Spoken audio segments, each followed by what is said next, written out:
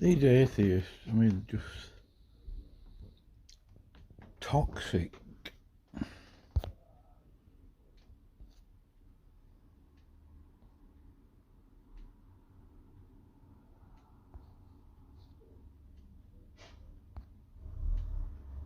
The shapes, because they're going to be the ones to preserve it the most, and you can kind of tell.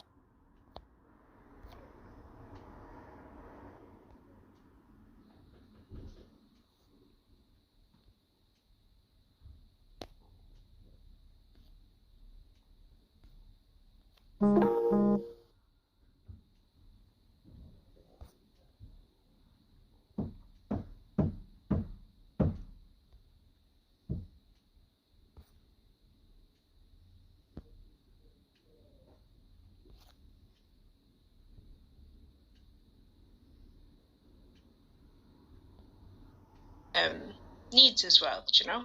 That's all I have to say for now, anyway.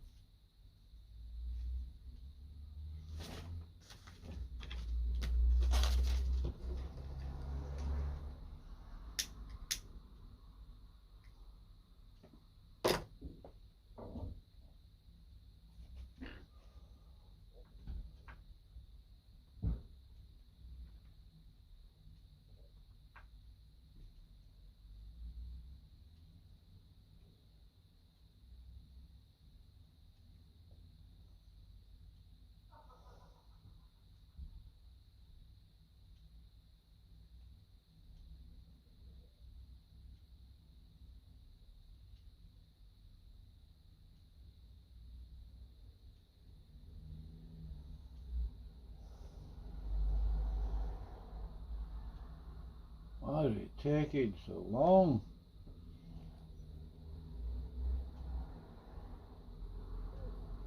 So mystical.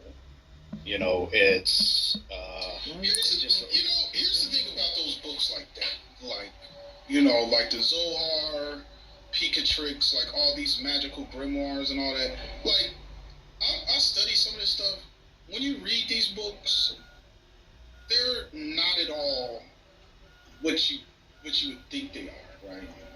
Like when I think of like magical grimoire books, I'm thinking of like movies with the witch and the hocus pocus, and I say these lines like, you know. Understanding? Could you just, in like 30 seconds? Okay, there's all this philosophy in here. There's it's a different kind of. Kind of know where you stand. I'll go on mute. Yeah, Beth has to explain to me, so I'll go on mute so you could. Oh, the Sefer Yetzirah. No, what's up? Oh man, you're missing out on so much.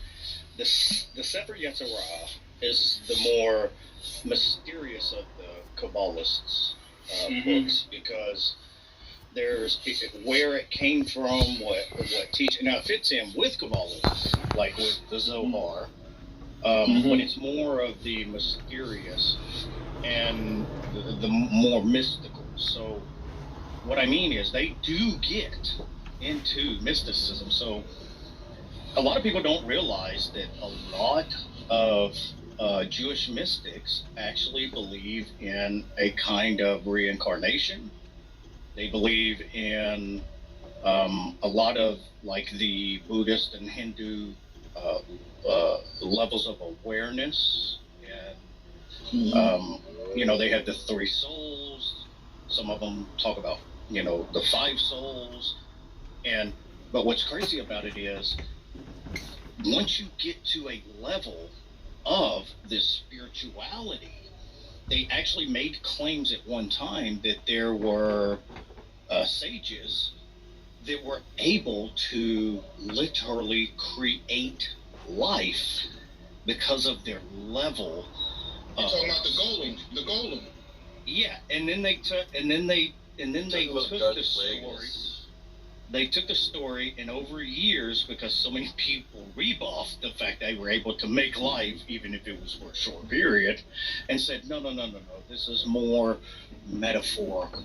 This is more allegory. Yeah, the golem, they actually made speaking of weird movies, there's a silent film called The Golem, where this is Jewish town, and the evil people came to the Jewish town. It's like made in the 1920s.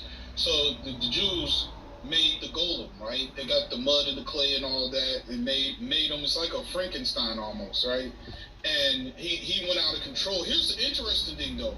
In the movie, it was like the Jews called on the god Astaroth, right? And the ritual to raise up the golem. I was like, well, that's kind of interesting, right? There's a lot of mystical, magical stuff in every sect of like the Abrahamic paradigm. Like in Islam, you got Sufis, right? They're the magic carpet jinn master people. You know what I'm saying? And you got in Christianity, you got Coptic Christians. That's like, they write, Bible verses on clay tablets and then smash them on the ground, and that gives some kind of magical effect, right? And in Judaism, you got like Kabbalah, right? So it's like there's a mystical sect in each one of the like Abrahamic. More than one, too. Yeah. Of course. That's why I typically go to when I want to get a balanced approach, I go to a Hasidic rabbi. I can't remember his name on YouTube. Esoterica. I think the one dude. It's I'll watch him. Yeah, it's anyway. It's Yeah. You watch that channel, JJ? What I'm talking about? No, Rabbi Manis Freedom. Oh, nice. Okay. Yeah, I've seen him too. Yeah, the Esoterica channel's right. Yeah, Esoterica. The Hasidic Jews are kind of like the balance in between. Now they lean a little more mystic, but they're kind of like the balance between secular Judaism and mystical Judaism. And he gives some of the different perspectives and things is just phenomenal. But do you know much about the Sephirot? No, I actually haven't read too much in Kabbalah. I was more so reading a lot of the Islamic.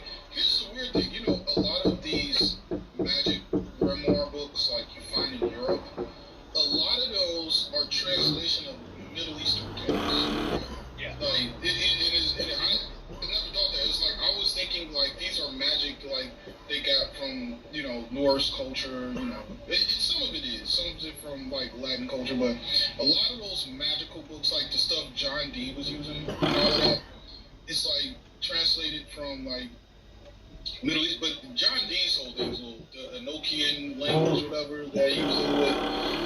That whole thing was interesting because it's like, yo, how do you come up with this language this fast? Well, It's like a real language. the reason I was asking is I'm going to find this video. Bernardo Castro. He's the atheist ideal or objective idealist. Is like a pantheist, but he had a neuroscientist who was a Kabbalist, and this neuroscientist goes through Bohmian mechanics and how much Bohmian mechanics and Kabbalism like line up. I mean, like perfectly. Now, I think he may have been Jewish or into Jewish mysticism himself. I don't remember exactly, but this guy lays out a case with Bohmian mechanics and the understanding of the Sephiroth and mysticism that is it's mind blowing. But just for a quick reference, the Sephiroth it's a I think it's like a 10-tiered that has how many tiers is it? 10 attributes and emanations. Basically, it is the filter for which God. Tiers, though. Yeah, it's like a tree.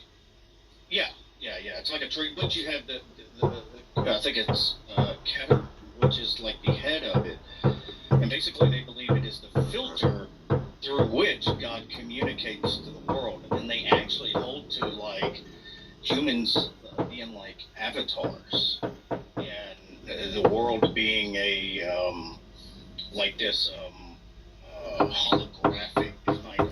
It's interesting, but it's crazy as hell. Is that why Castro was into it? Because it was like similar to his idealism. Kastrup was into it because Kastrup is an idealist and what he calls objective idealism, and so basically he was exploring panpsychism and consciousness and how the Jewish mystical thought approached consciousness and panpsychism. Yeah, Kastrup is I love Kastrup. I do too. I've been trying to get him on my channel for a while. I mean, he talked to T-Jump. If he can talk to T-Jump, he can talk to Oh, no, that was painful. No, it was amazing because, handled T-Jump pretty quickly and told him his objections were nonsense. But, no. I feel like, from my perspective, he's very close to truth with the way he sees the metaphysics. Yeah, bro. That's okay. I thought it was you, but you come on here with like this crazy name that's not even close to your normal name, and I'm like, I know this guy. I know him. Now I hear you talk. I know who the hell you are. Yeah, that's right. Damn. Anyway, yeah. I'm sure you can get Kastrup to come on, but yeah, what I love about him is that he's like got because he worked at CERN, so he's got all the science credentials you need, and then he's just like dunking on materialism all day. Well, that's what I was telling him earlier about Kastrup is he has such a robust and very strong argument for his kind of idealism and consciousness and panpsychism. I think he's a pantheist. I don't think he's a panpsychist, right? I mean, I don't know how neatly he fits into these categories. Like, probably closer to some. Like, he thinks that mind is primary. Yes. Well, yeah, because typical idealist is mind is fundamental. But it's not like New Age. It's not like New Age cosmic consciousness, like we're all one thing. But he talks about that analogy to dissociative disorder. Well, I think he does hold to consciousness as being fundamental, and we're all we're all part of that, like unified or connected in this cosmic consciousness. Or for anybody's interested, I just put the link in the chat for Kastrup and this Kabbalist neuroscientist. It is, if you have 45 minutes, it is a phenomenal watch. You have to watch it. Yeah, I really like Kastrup's discussions with Richard Brown and Goff. Have you seen those? I don't think I saw.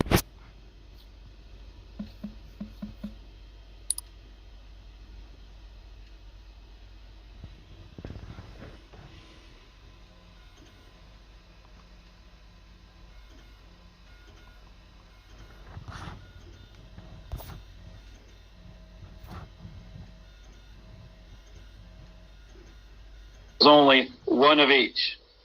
This is not rightly dividing the Word of God.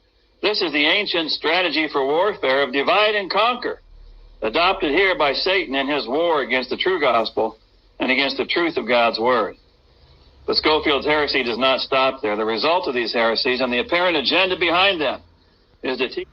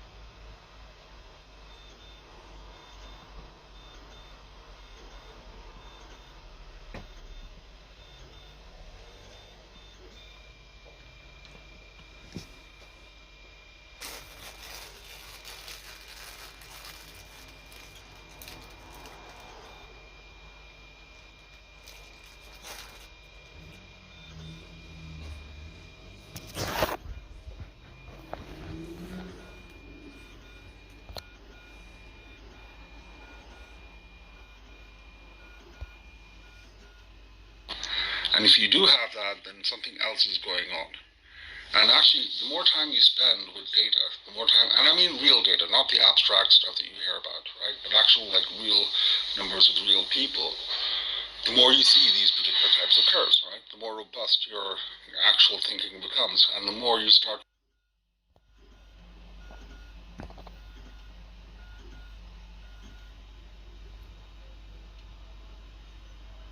really big thing. Does that make sense, Ed?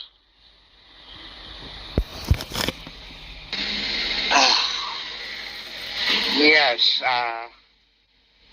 hear me okay? I don't want a truck now, but,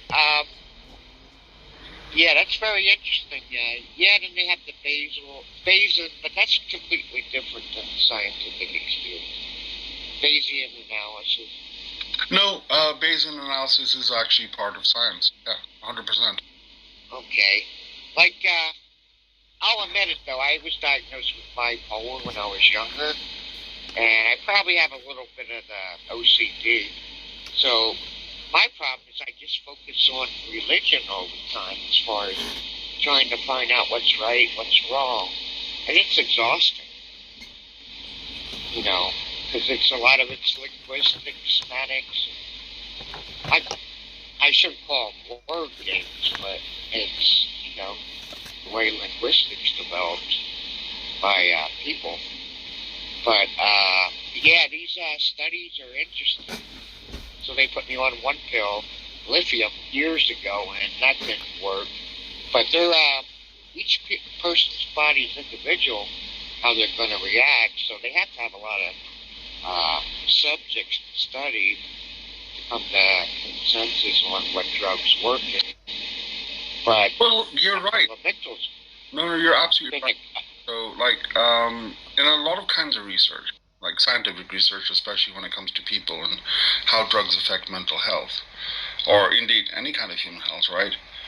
Controlling the circumstances to any great degree is pretty much impossible, right? So you have mixed results. And that kind of research includes investigations that cover a very long period, or investigations in which the health of the people involved is at issue, and you've got legal and moral restrictions, right, that come into play. I'll give you another example, okay?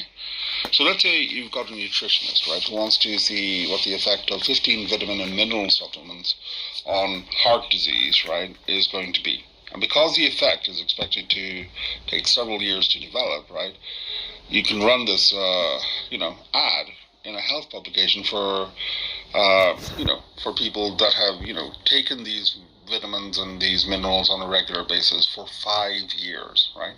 Let's say 80 people answer the ad and report which, things they've taken and how much of each, right? These people are then, examined by doctors. And some show no evidence of the disease, while others actually do show the disease in varying different amounts, right? Same thing, by the way, applies to mental health.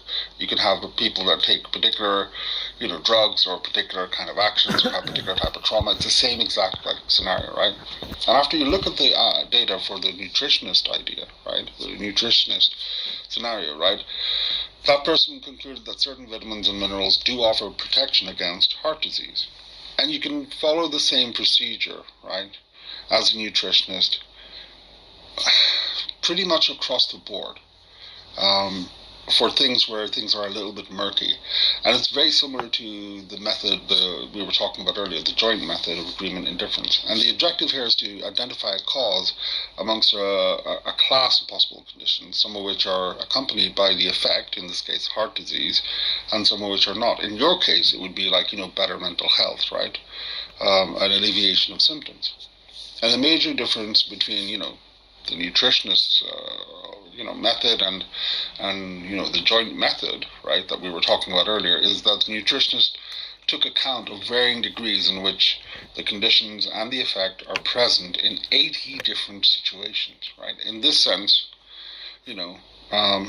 again, because you're taking account of the variation, right, it's like the method of concomitant variation, where you're looking for correlations between different things. So let's say, for example, you take your medicine ad, right, and you go through all the different things, like you map out like your particular behaviors, your triggers, and those things like that, and you do that over a period of time. And it turns out that the more often you do that, the better you become. And there will be occasions where you forget to do that, and so you get worse, okay? And the fact that you have insight and you're talking about the fact that you have these things which actually affect you negatively shows a really good sign that you are actually able to self-correct, And that, again, is part and parcel of what we call the scientific method. It's like keeping a track of causes and effects by using that concomitant variation method. Does that make sense, man? Yeah, but as far as sometimes the medications just can go so far, and that's when I think you kind of said that where you can map your behavior, use CBT and other psychological factors that can actually alleviate the need for medicines, but you got to be really careful. You heard of CBT and stuff like that, cognitive behavior therapy, and outside stuff. So, like you said, it's accompanying elements and lost. I'm not too good at linguistics. No, it's absolutely fine. What you're saying is absolutely right. Like, what you're looking at are studies, right? Not experiments. We don't like to think of ourselves as being an experiment, right? But you can look at studies in two ways. You can do a retrospective study, which is to look at the people that have already gone through a particular course of treatment or have tried something, right? And that's called a retrospective study because we're looking back, right? As opposed to a prospective study where, people are expected to fulfill the requirements in the future, right? For a prospective study, right?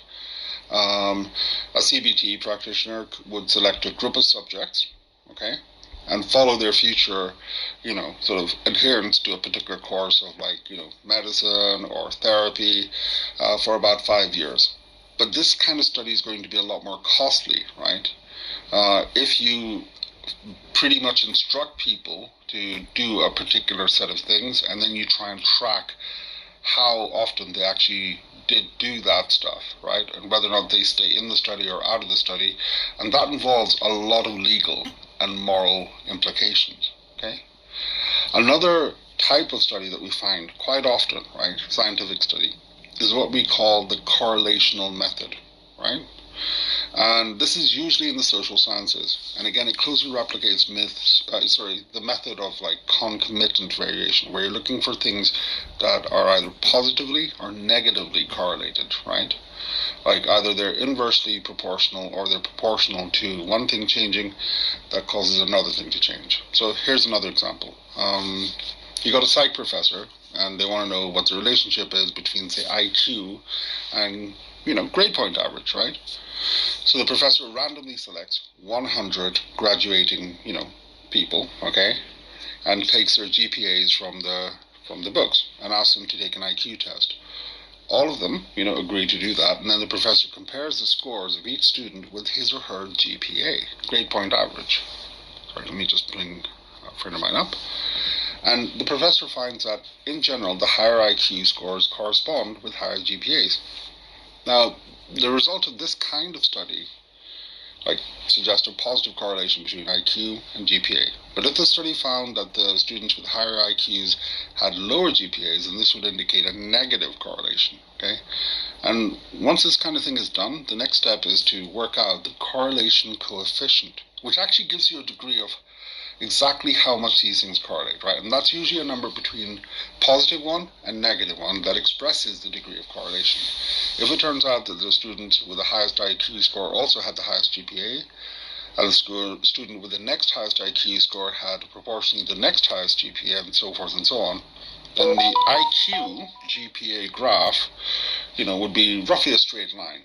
Then the correlation coefficient would be exactly 1. It's the highest level of correlation. It's what we call a perfect positive correlation, okay? On the other hand, if it turned out that the highest IQ score had the lowest GPA, and so forth and so on, right, then it would be -1, which is a perfect negative correlation. And a correlation of 0 would mean that there's no correlation that exists, right? It would be random, right? But you could also say, for example, if it was +0.5 or +0.6 or something like that, that in general higher IQ scores respond with generally higher GPAs, and so forth and so on. Okay? So there's an actual method for looking at these things and actually deciding whether or not they correlate positively or negatively, and that clarifies a lot of the stuff, right? Instead of just dealing with jargon and dealing with subjective impressions and social ideas, you get a real sense of actually, hey, this is the truth. This is what actually happens. This is how we know that this actually matches up, and this is how we know that it doesn't. It gives you solid ground in which to actually work out if the course of treatment that you're looking at is actually going to really help you or not. I hope that's helpful, Ed. Oh, you're great. But there's always some examples of, I'm a nurse, and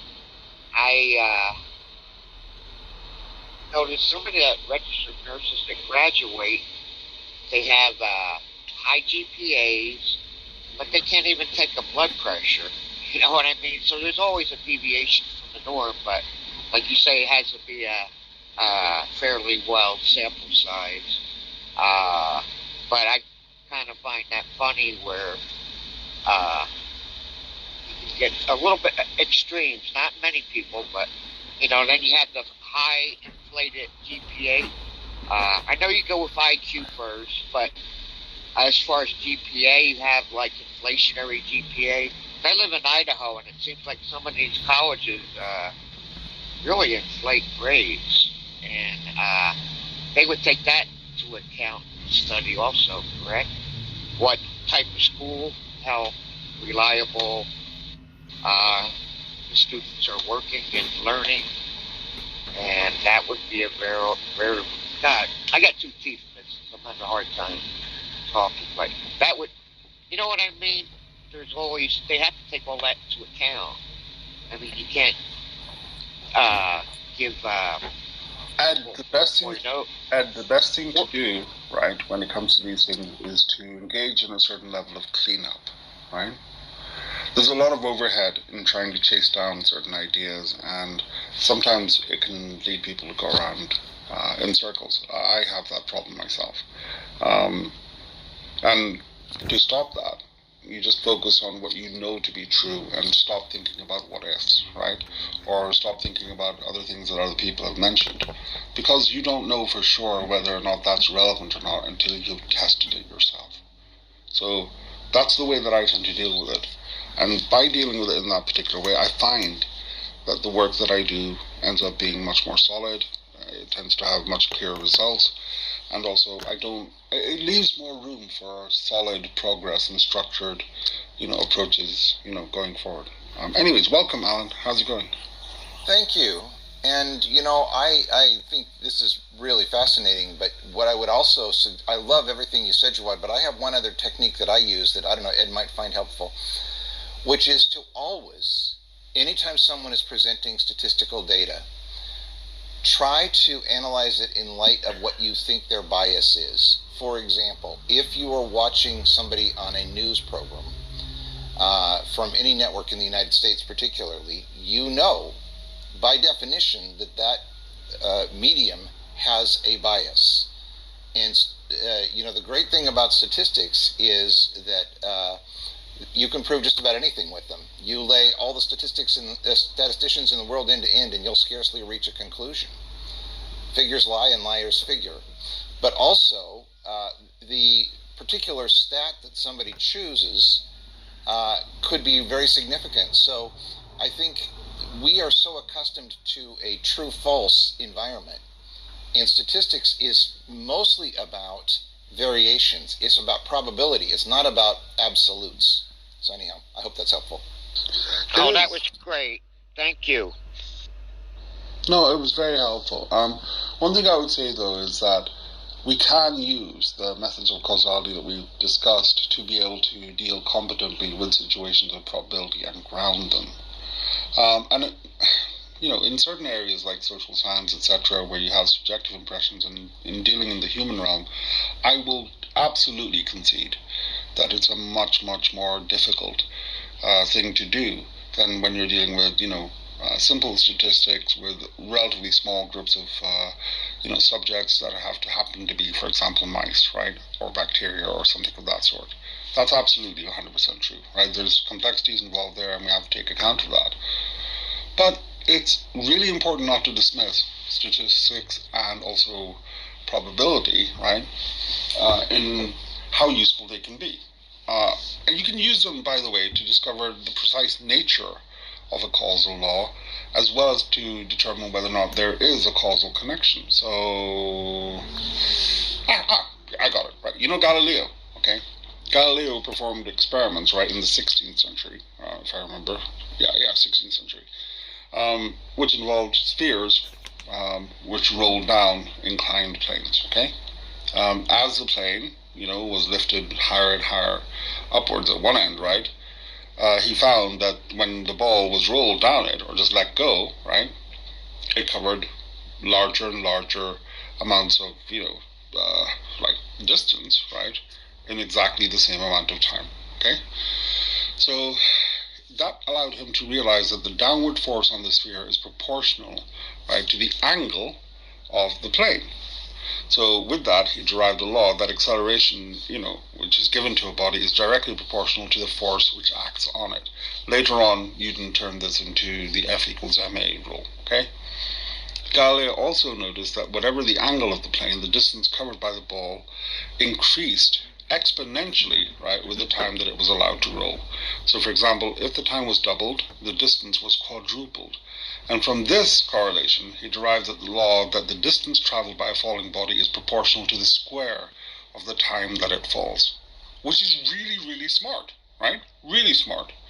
But it's because of that, right? That stuff leads to concrete physical laws that nobody else can get around, right? And you can run that experiment 1 time or 100 times or 1,000 times or 1,000,000 times. You can actually see that that's going to be the case, or you can actually, experience that that's going to be the case, okay?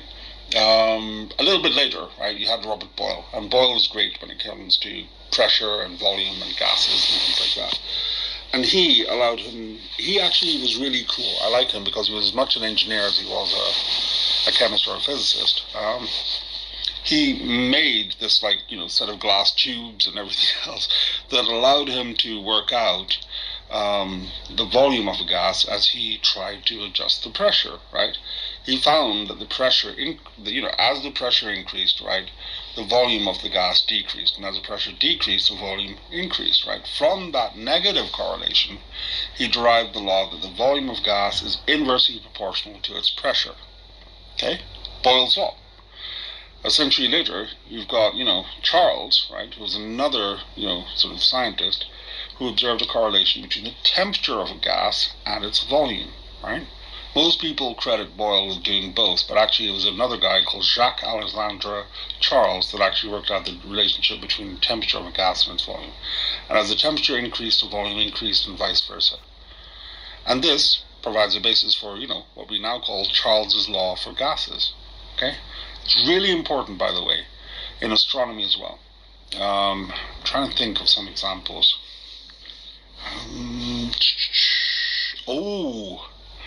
I know. Have you guys ever heard of it?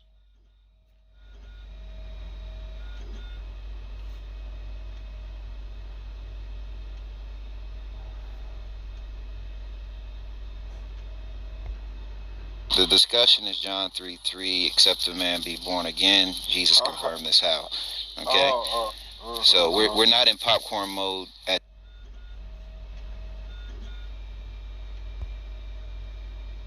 translated as 7 modes. The reason why you just hear it in Arabic is because there's not a direct one-to-one translation. A hyper-literal translation of a haruf. It's the plural of the word harf, which means letter. So that's like a hyper-literal translation. But everyone agrees it doesn't mean letters in this context. But because it doesn't have like a solid one-for-one translation in English, and why people just keep it in Arabic most of the time, is because no one understands what it means. So there's over 40 opinions for what that hadith means. But one of the things that the Muslim scholars do agree on is that those 7 ahruf, or modes, you could say, do not correspond to the various readings of the Quran that we have today. So the various readings of the Quran that we have today, the various versions of the Quran that we have today in Arabic, this is one example where one Quran says, or some versions of the Quran say, fought, and some versions of the Quran say, killed. So Muslim scholars do agree on that the ahruf are not those readings. So that was the first important point. So he doesn't actually have a basis for saying that these are both inspired or both divine. Then when I went to At-Tabari, for those of you who don't know, he's like the commentator of all commentators for the Sunni Muslims. He's very authoritative, and he's 10th century. So an early authoritative Sunni commentator, scholar, and he specialized in many fields. One of the fields he specialized in was this field of qira'at, and he had a book on the different readings. It's been lost to us in history, but we know that it existed at some point. So we do have his commentary though, and we know what he says about various readings based on his commentary. Now, in this commentary for this particular verse, what he does is he tells us what certain groups of Muslims say who choose some readings, and notice that they actually use the word choose. So if the equivalent for a Christian would be like, we're not talking about textual variants, we're talking about something that we believe to be inspired. Like this, we're not talking about it could be Mark 1:41. It could be Jesus was merciful, had compassion, or it could be that he was angry. Like, we're not talking about that. What we're talking about are two texts that we would say are both divinely inspired, and the language we would use to describe those two texts would not be, I chose this reading over that reading, or this reading is impossible in light of that reading.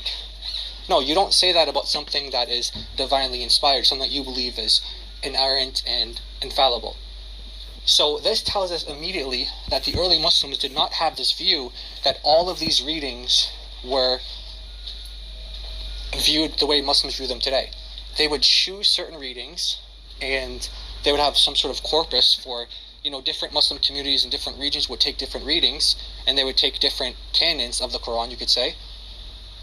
And in this particular verse, Al-Tabari gives us the synopsis of basically one of the groups who say, look, if you take this reading fought, then the other reading is impossible because the rest of the verse doesn't make any sense, because it mentions things like they didn't lose heart and they weren't weakened. So they're reasoning amongst themselves, and they're saying, well, if you were killed, then how could you say you didn't lose heart? Because you're dead. You can't say, someone who's dead can't say I didn't lose heart. Someone who's dead can't say that they weren't weakened. Well, obviously if you're dead, you were weakened. You did lose heart in the battle. You lost the battle.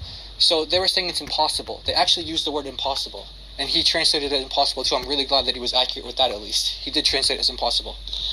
And so the other group, which we didn't get to because we didn't get to conclude on this first part, but the other group gives reasoning for why they accept the reading as killed. And then Al-Tabari gives his conclusion where he chooses the reading of killed over the reading of fought. He says that it's let me get the exact wording. He says it's the most worthy of the two readings, the most correct reading. Again, if I pull up John 1:1 and then Mark 1:1, and again, we're not talking about textual variants, and I say John 1:1 is more correct than Mark 1:1.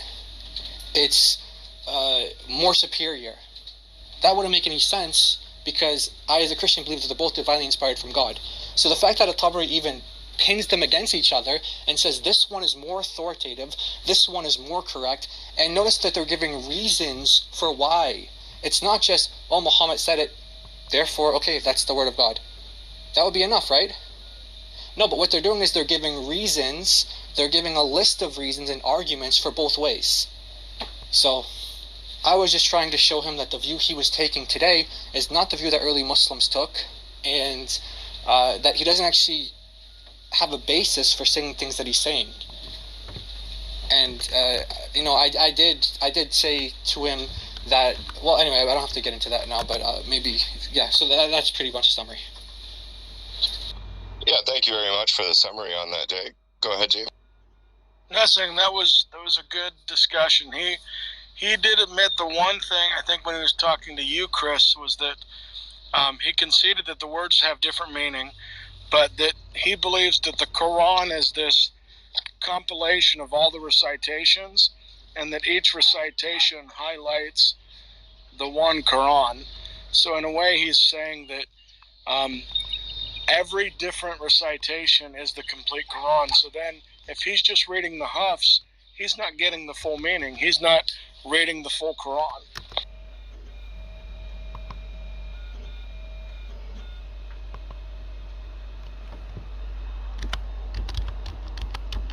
And then Chris or Jai, if you guys have anything you want to add, I want to end the room in a few minutes and save this replay. Okay, cool. Yeah, I'm good on my end. I appreciate you guys having me on stage and engaging. Yeah, and the only thing I'd like to say at the end here is I just want to thank James for being a fair moderator, and it was a very fruitful discussion. All right, guys, have a good morning.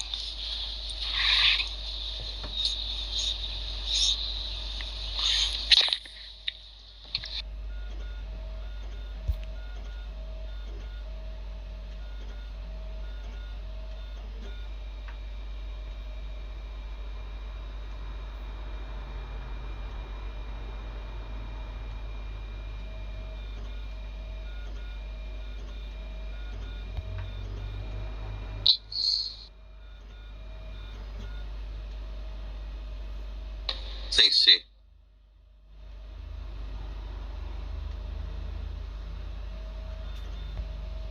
Yeah, this room was just full of like a whole bunch of confused people earlier. It was quite funny. Yeah, I agree. Just listening to them like disagree back and forth over like a million different points. I was like trying to, like when I came in at the end, I'm just like, all I need to say is that you guys should just stick to one point because you're all over the place. Yeah, going around and around about truth was like, oh my god, I want to just take a lasso, maybe a noose at this point. Well, and I apologize. I was picking up my accountability for slavery. That was what they were talking about initially. I was just gonna say I apologize. I heard I was addressed, and I apologize for having not gotten it. We can certainly move on if the room wants. But as you're saying, I mean, kind of all the topics sort of get annoying. It's Sid, I was just saying that I put into the chat a link to 5 scotches for people who don't like peat.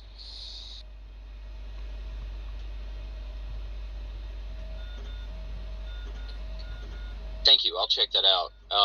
For certain. But no, everybody sort of gets annoyed at all of the topics at some point, right? Like, we'll say, I don't want to talk about race. I don't want to talk about truth.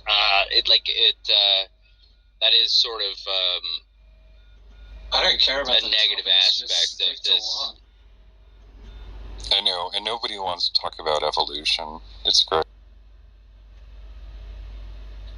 Yeah, that's another one, right? Every time evolution comes up, like, several of us are just like, fuck, I'm gonna go do a different... Like, we were talking about astrology, and then that Sir dude kept introducing the Bible, and I'm like, I don't really want to do this, because then it's just going to change the subject. And he's like, no, how is it changing the subject? And then we ended up talking about, like, what is truth? Well, there shouldn't be any proselytizing or evangelizing in this room. So, I mean, if a theist is trying to bring up their Bible and trying to proselytize, just let them know that they're in the wrong space for that. I don't think that's what I did. Doing. And it ended up, he was making changing the subject. But he was using that as an example that he came from religion, and then he got into astrology, and he was just kind of equating the two. He wasn't bringing it in. He was saying that's how he felt while he was in religion. Yeah, that's what Tarzan said. This is how he feels. This is how he feels now.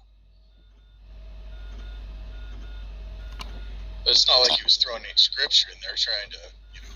No, I'm just saying, like, he was introducing an element that wasn't necessary to introduce, and by doing that, the conversation led to, like, what is truth, when we were just trying to establish whether or not there's any reason.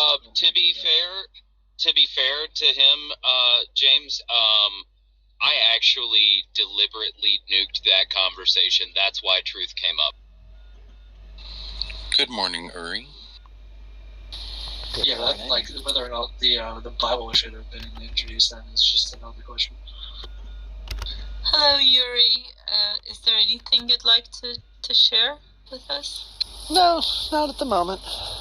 Been in and out of the room over the last 3 days, so just popping in. Yeah, it's a marathon, isn't it? Sure is. Bishop must not care about the replays on this one. I've had a few folks saying that it's been affecting their sleep.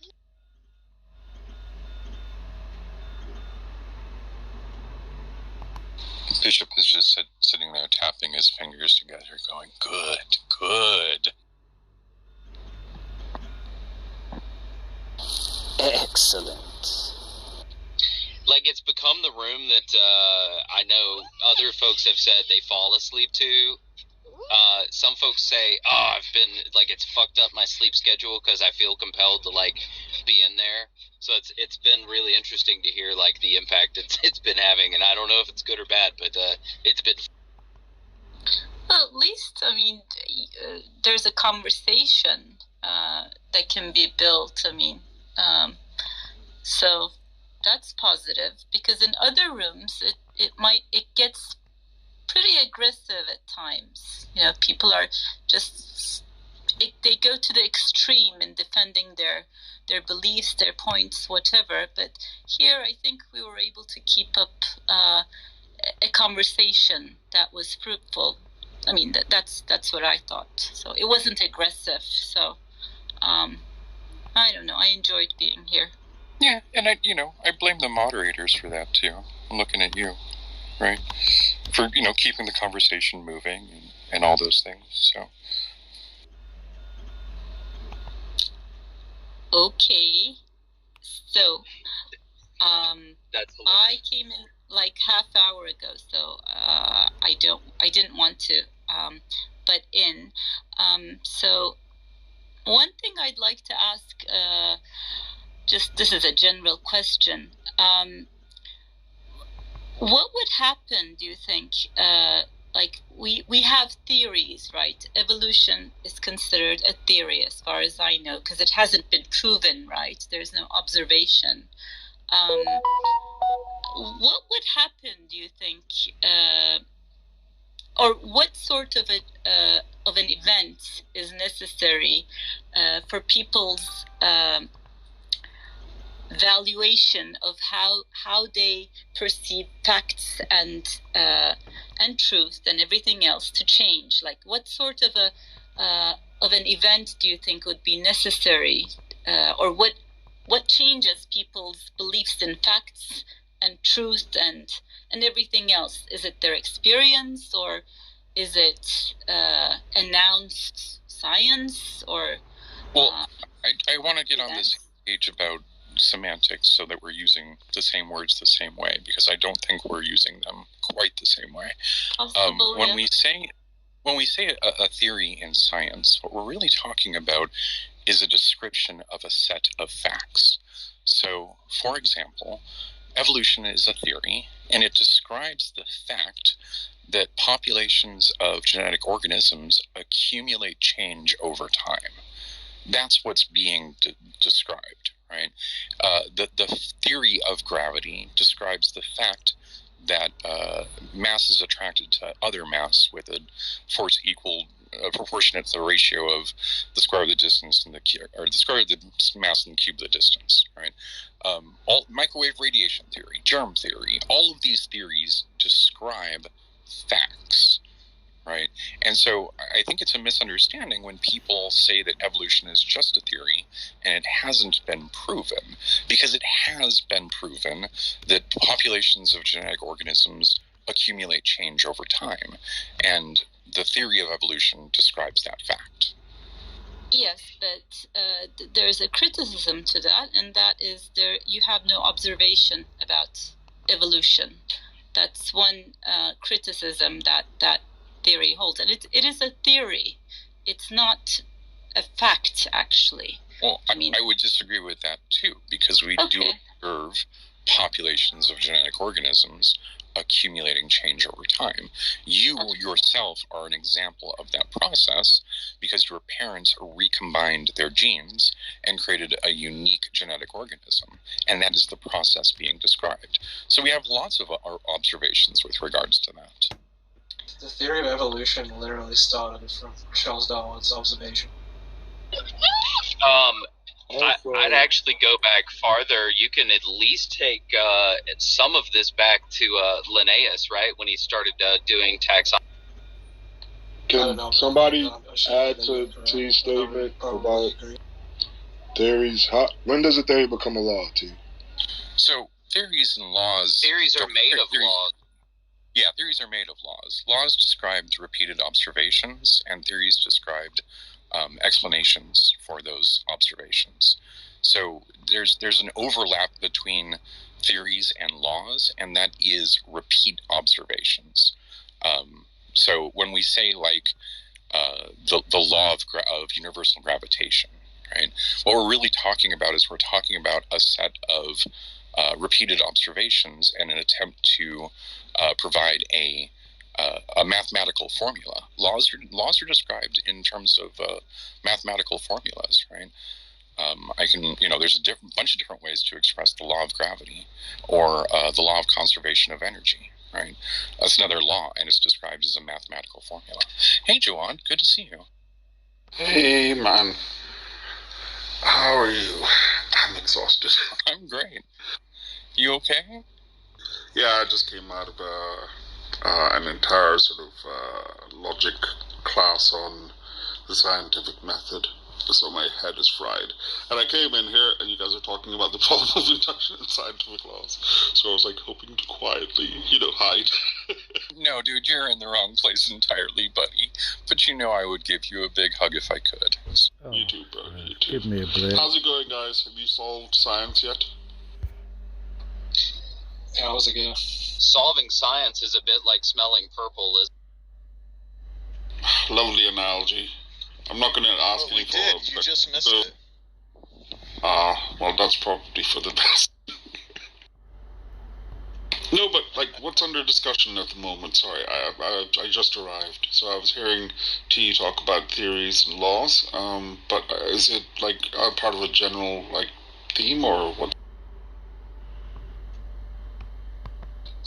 I think we're just sort of popcorning at this point. Like everybody's just sort of doing their brain fizz thing, which has been fun. Someone was saying there's no observations for evolution, and that's all we're talking about. Oh. There was. Am I the only one who found James hard to hear? Yes, I definitely found. James, can you swap the mic, please? I was. They were asking how theories become laws or how theories are proven, and I was just trying to clarify so we weren't, talking past each other with semantics because that's no fun, and it was a very friendly conversation. Cool. No, I'll hang back, roll a cigarette, and hopefully I can contribute usefully. Thank you. You smoke like a cowboy, son? Cigarettes always help thinking. Don't ever forget that. Hey, Uri, how's it going, man? How are you, Joanne? Good to hear your voice.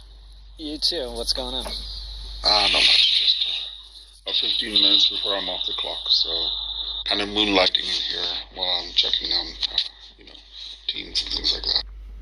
Uri, I didn't know you and Jawad knew each other. Just from here, I used to pop into his Logic for Atheists. It's always fun to try to sort of work out those logic. And it had been a while, so that's always fun. And I don't know, I find Jawad to be a pleasant voice on here and a good moderator. It's hard to find the good moderators. So. He's not just a good moderator. He's an amazing teacher. He has expanded my mind regarding logic in ways that I knew needed to be expanded, and he pulled it off, and for me to go all this time without learning that stuff, and for him to make it so accessible, and I'm in his debt. But to a mutually beneficial friendship, I'm really glad I met you too, T. I mean, also, you guys, I don't give you guys enough credit. The fact that you talk about these things, you do raise the level of intellectual discourse well above the average, I think we find. So I am grateful, actually, for your friendship and your company. Thank you.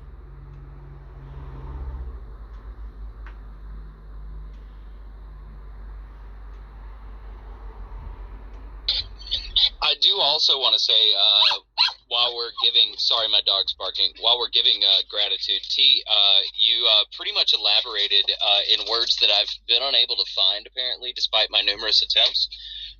You've been able to elaborate what is the thing I keep trying to say about truth. So I when you were describing the theory of evolution, and I appreciate that. Oh, it's my pleasure. Yeah, I used to dabble in the subject just a little bit.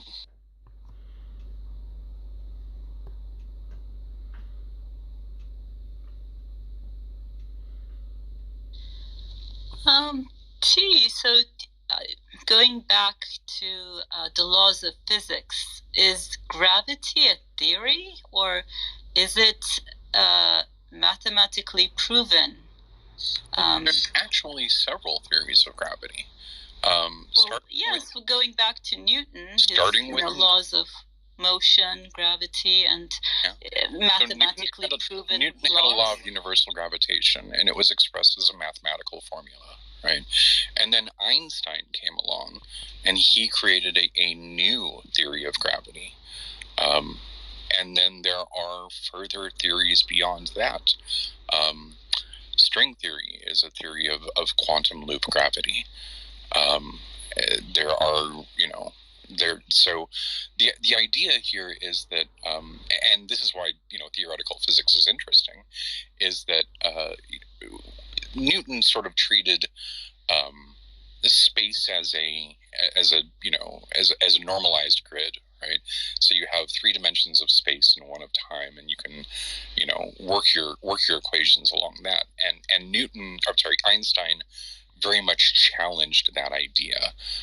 He thought that the grid was not normal. He thought that the grid warped and changed, and gravity was a description of how this grid was not normal. It was being warped and deformed by mass. And so the theory of relativity is a new theory of gravity.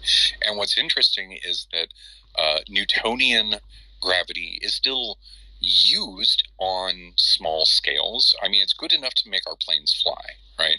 But when we get up to things like more complex scenarios, like modeling, bigger things at the planetary level or at the orbital level or things of that nature, things start to break down. Or even if you do it on, here on the Earth, in terms of a rotating plane of reference, right? If you take your whole thing and rotate it, things get weird, right?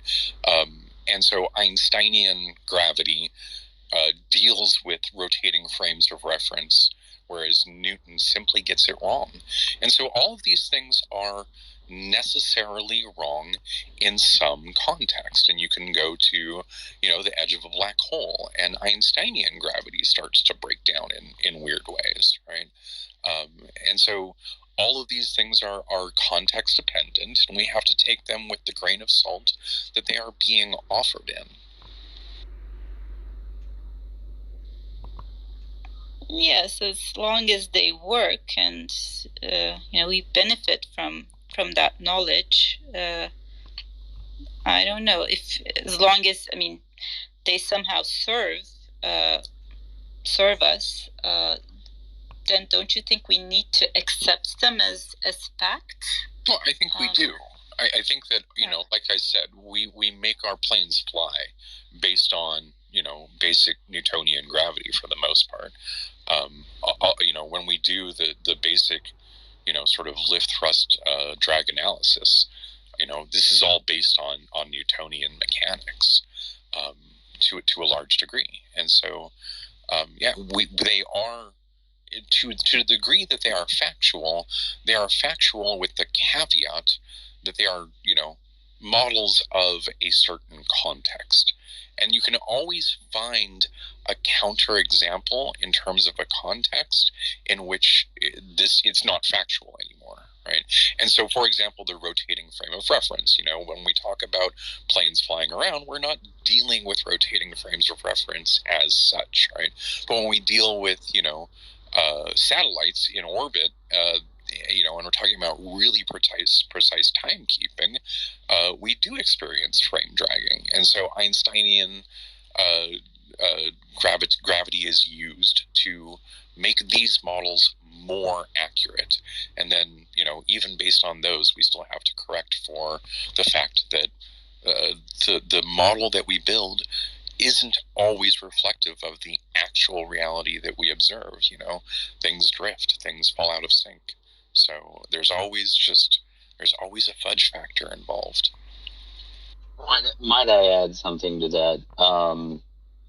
There is as a lay person, if I were to describe that differently, I might say something like, I think about it like a book. So a fact is just one sentence that's in that book.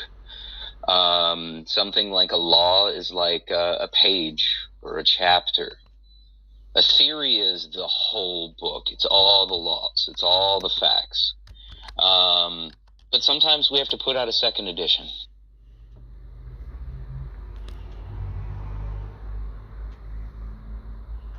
Yes, and if that were the case, I think the theory of evolution would probably be one of the most would have libraries devoted to it, right? It would have so many revisions. I think it would be one of the most revised theories that we have to date. But we all know, T, that you worship at the altar of Charles Darwin. It's so true. It's so true.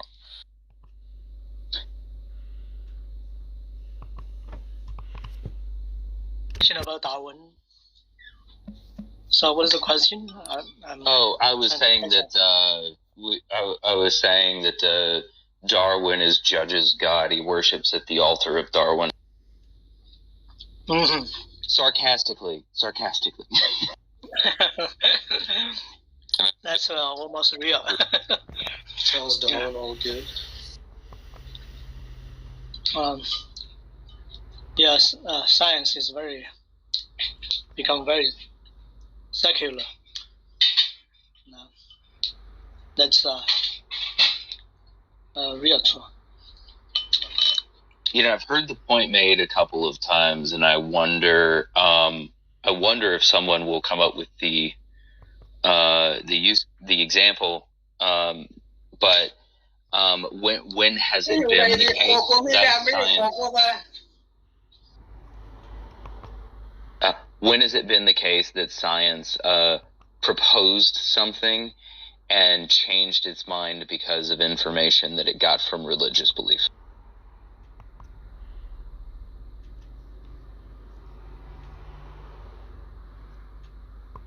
I'm not going to touch that one with a 10-foot pole. Yeah, I'm sure there's... Well, because there is no answer, right? Yeah, no, it's just, I'm not even going to... Not any irrelevant ones. Yeah, I have nothing to say. I mean, I feel like one day a theist is going to find some, random thing in history to answer that question. We're all going to be like, damn it, now I have to go read a Wikipedia page. The connection between atheism and evolution, or a better way to say it, the connection between evolution and faith, is a completely false dichotomy. I don't see any reason that someone with strong Christian or other theistic beliefs has to reject Darwin, to hold that. That is so limited. You're putting God in such a small box. I don't accept that at all. Alan, could I say I think I'd agree with you if you changed the word to from completely to almost entirely? Okay. I have no problem with that. I get a little melodramatic sometimes. I think everybody would agree at that point, right? The only extent to which it matters is the extent.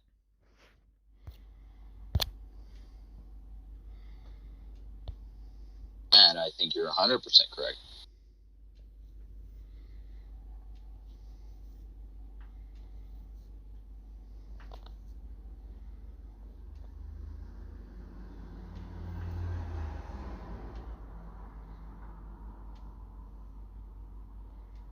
Experience. I mean, I knew it. I knew that he didn't really have that much supernatural experience, and he is hungry for it. And I think that the best thing to do truly is to pray for that individual.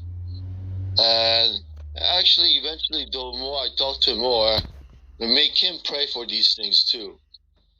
And I guarantee you that he would love to have these experiences. Because for me, Jesus, I guess that I'm lucky that Jesus did came up to me and told me he died for me. I guess I'm lucky that the Father has appeared to me in my dream. Jesus appeared to me in my dream. The Father person appeared to me and spoke to me, telling me that John 3:16 is true. He showed me John 3:16. So when I became a Christian, when the sun was setting, the sun shined at the Bible, and the Bible was glowing. When I started to ask God, who are you? What are you? What's true? I don't know. And after 1 second, the setting sun, shine the Bible. I open the Bible. I'm not lying. I just opened a random page, and it directed me to John 3:16. Wow. Yeah, I was like, what? You gotta be kidding me. This verse, right? What? I was like, is this true? You know, sometimes. And a voice came inside my head. I know that's not my voice. I said, yes. It was Sometimes you go through things, right? Mm-hmm. You know, sometimes you go through things, and then it shakes your faith. It shakes everything you think. And the only thing you have is that evidence we are talking about now. Sure. Which somebody doesn't have. Yeah. Yeah, so for people who have no experiences, they are yearning for it, but because they also have doubt, sometimes if it comes, they don't even know it. Or they don't even recognize it. They think it's one of those things. The people who are not accepted to dogmas, the people who no longer reject dogmas will be more open to these beliefs. I'll tell you that I cannot tell you this, but one of my friends who are former Muslim, okay, his dad has personally encountered dozens, if not 20 or 30 Christian miracles in a span of 2 years. Wow. Before 2 years ago, he was Muslim for 50 years. Wow. Close to 6 decades now. And understandably so, this guy, his dad is trying so hard to reject these miracles. And you know what's so crazy is that, so my friend, because he physically saw Jesus and Mary, and he decided to pray to Allah and say, Allah, about these miracles, prove him wrong. This is not right. Mary appeared to him in his dream. I'm telling him that she actually visited his son. Wow. And the guy is like, wallahi. And he personally witnessed many. I'm telling you, like the type of miracles that this is insane. And he's losing his mind. And he doesn't even know what to do anymore. I like that. Start to appear to the dad's dream as well. Because he I like that stuff. Yeah. I'm telling you, it's insane. I pray that many people get such encounters so that it will make their work easy. You know? People get such encounters. Yeah, amen. But I'd like to go back to this topic. Apostolic Christians now, I'll be honest with you, I have a very similar view in the way I approach church history as the band.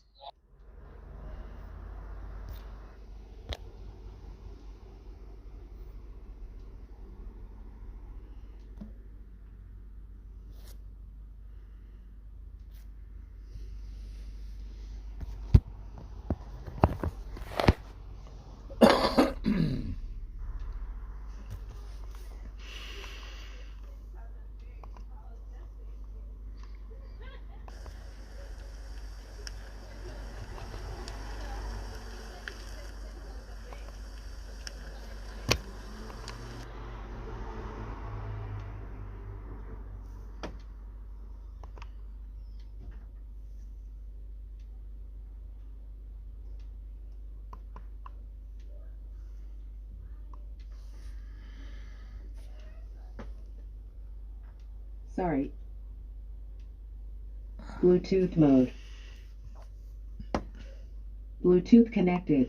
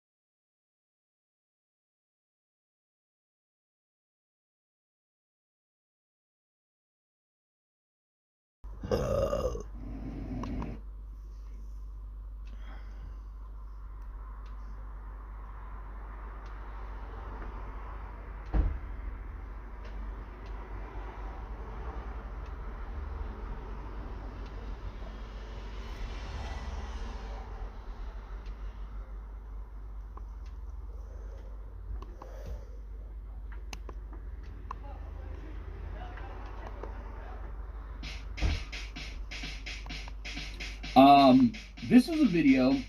When it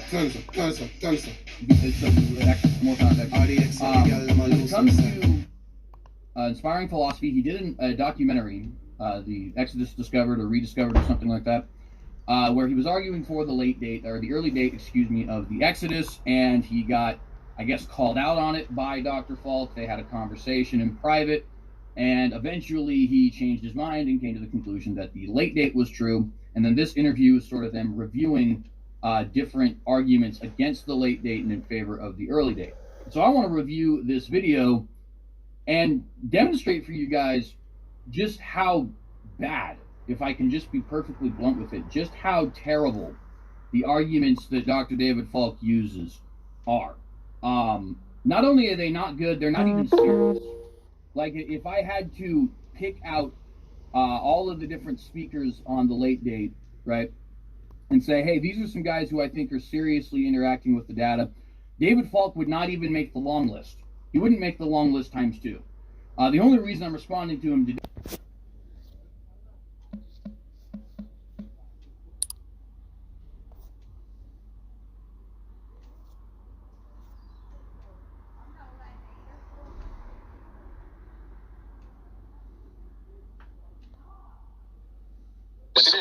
I don't believe it. Hold on. Now, when somebody, on the other side, if they hear me preach the gospel, and they respond by calling me and any kind of derogatory term, now that's arbitrary.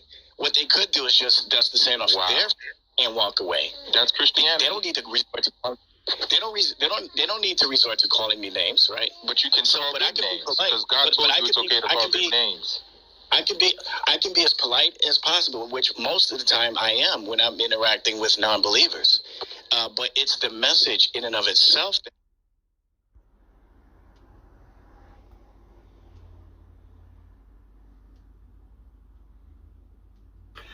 Good morning. In this video, we're going to look at a video that Jack Smack 77 put out talking about the evangelical.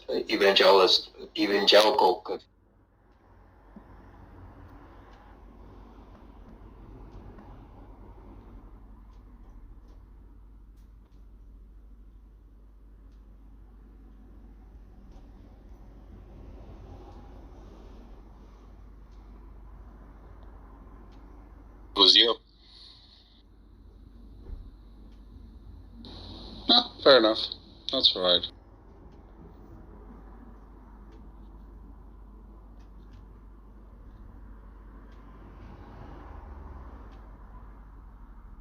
Missions. We have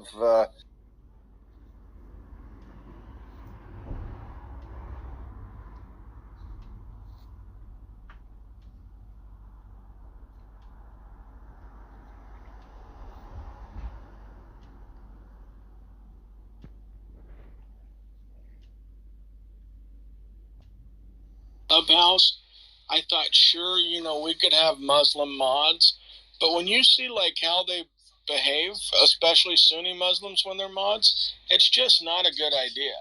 They'll abuse Christians, then you've put them in a position of mod, which I think, like you and I have talked about before, Chris, if I'm on stage and I have a Muslim mod and he abuses you as a Christian, like, I have some culpability to that because I could have easily removed the guy down. So it's just not a good idea for a Christian to mod Muslims or probably atheists. Just leave it kind of in-house because we all can understand what kind of conversation and respectful nature we want to keep.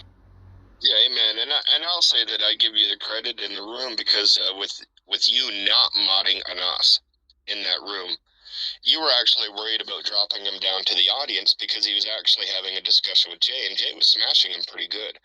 And and just this is for everybody else. James didn't want to move him down to the audience at that point in time, only because he knew that Anas would use it as a reason to leave the room, that he was being kicked off the stage. So the only reason Anas stayed in the room as a moderator was because he was having the discussion with Jay. But as soon as the Muslim did anything wrong, which he muted Jay, immediately James put him down to the audience. So James will allow that conversation to go back and forth, but as he's actually displayed, as soon as the Muslim shows that he's not being fair in the discussion, he's off the stage. And even though James didn't mod him, he was willing to get rid of the Muslim because of what he did. So I agree with everything you did there, James. I probably would have allowed the Muslim to stay as a mod just at that point in time, just for that reason. And then as soon as he did something wrong like he did, I would have dropped him just as you did. So you did exactly the same thing I would have did in that room. Yeah. Wait for this to go to YouTube. I'm so excited as I'm getting this recording going right now. And James, he sort of likes you, right? Or he considers you like a friend. You guys go back and forth for a while now, right? Oh no, Anus hate. Oh. Or they're mispronouncing his name, Anas. Anas. Because I pretty much, like, here's the thing, when I go into Muslim rooms, I'm respectful, but I'm like any other Christian. I question the deen, I question the history, and I push back, and so they automatically label you as an Islamophobe. And what happened the other day, and this video is on my channel, because he didn't really have a big issue with me until then, but that young woman who was murdered for just giving Jesus credit for her test and our passing semester, and she's accused of blasphemy. I had her picture as my profile photo. They brought me up to the stage to accuse me of making up a false story. Then when I demonstrated it's a real story, they accused me of exaggerating the story. Then they said, well, this article says she committed blasphemy. And then they tried to do everything to justify that a Muslim wouldn't do that unless it was real blasphemy. It just got to ridiculous lengths. And then they removed me from the stage and then booted me from the room and claimed that I had left on my own. Yeah, I saw the video.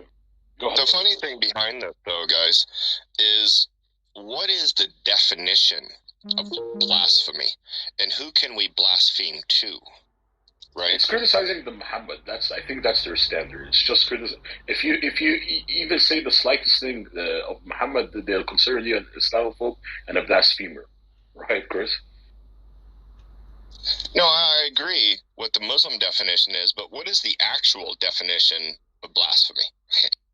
Yeah.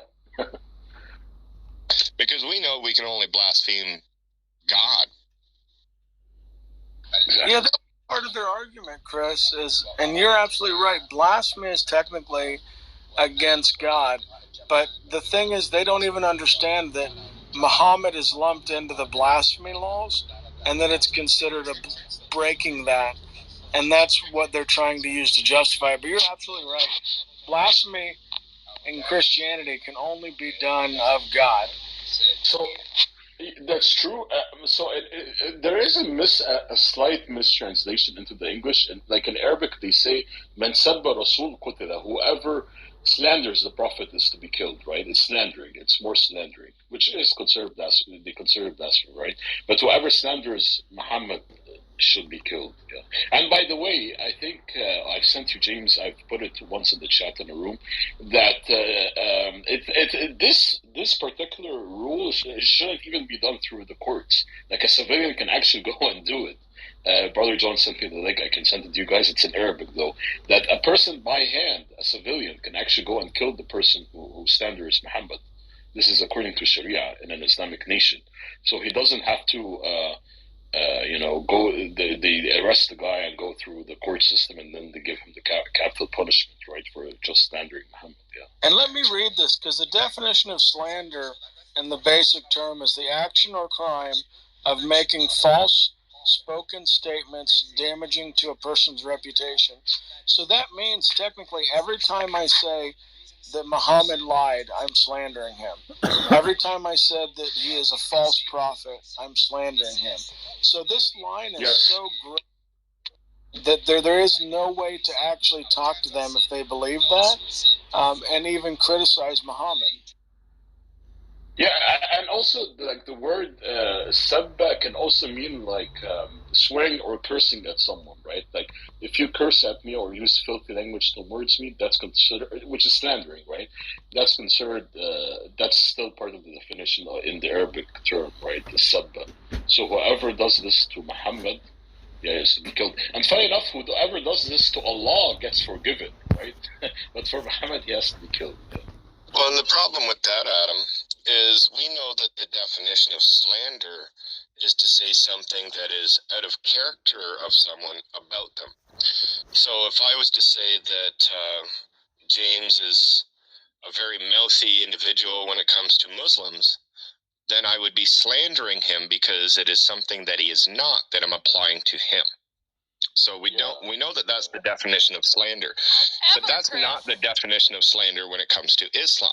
Exactly. In Islam, slander can be anything that is true about the person if it shows bad light towards that person. So even if it's true, it's still slanderous to say. Yeah, and also I want to add also satire, right? Because they got this rule from people making satire poems about Muhammad, right? That Muhammad ordered their assassinations. That is also considered part of this law, right? That they have to be killed. Whoever even writes poetry about Muhammad, right? Satire about Muhammad is to be killed. Yeah. Hey, Adam, he made another shocking revelation you might not have been in there for. Okay. He said that all Shia Muslims, as long as they weren't educated, were completely in Islam and not outside of the fold. Wow, he made that? Anas made that statement? Wow. Yeah, he insisted that the only way you could be outside of the fold is if you were educated enough that you should know better. But the problem with that is that means that if a Quran-only Muslim has not been educated enough, then you have to automatically say he's a Muslim. So he's actually opening the fold of Islam much bigger than he normally would have. Yeah, people like Anas, I've been to a lot of Shia rooms, and I've actually a lot of times instigated like fights between Shias and Sunnis when I was in the room. And the way you would do it, and they actually did takfir on each other, right? I know how to make them do takfir on each other. Just tell them. Just go to the Shias who poisoned Muhammad. If they say Aisha, the Sunni automatically would say this is a kafir, right? This is an infidel, right? Saying the mother of the believers poisoned Muhammad, right? And also the companions, right? If you tell them Umar ibn al-Khattab or Abu Bakr Siddiq, if the Shias say something bad about them, which they should because they hate these people, the Sunnis will take so much offense, right? And it is considered kufr. It is considered an infidelity if you make fun of the companions or Aisha, the mother of the believers, and things like that. And I've been able to bring Sunnis and Shias together in a room and ask them, and they actually did takfir on each other, right? Because they don't like the Sunnis revere so much the companions, and they view them sort of like the apostles in Christianity, right? Like we view the apostles, right? Like if someone said something about the Apostle Paul, like of course, like he wouldn't be considered a Christian, I guess, right? But so that's and also the mother of the believers, right? Like the Shias hate Aisha, and so they claim that she poisoned the Prophet, right? Which is considered blasphemy by the Sunnis. Yeah. There's also a lot of stuff. Yeah, the major differences. Yeah. Hey, Mary, how's it going, sister? Going well. I'm adding some references to what I've already done. Yeah. It's like it's unending.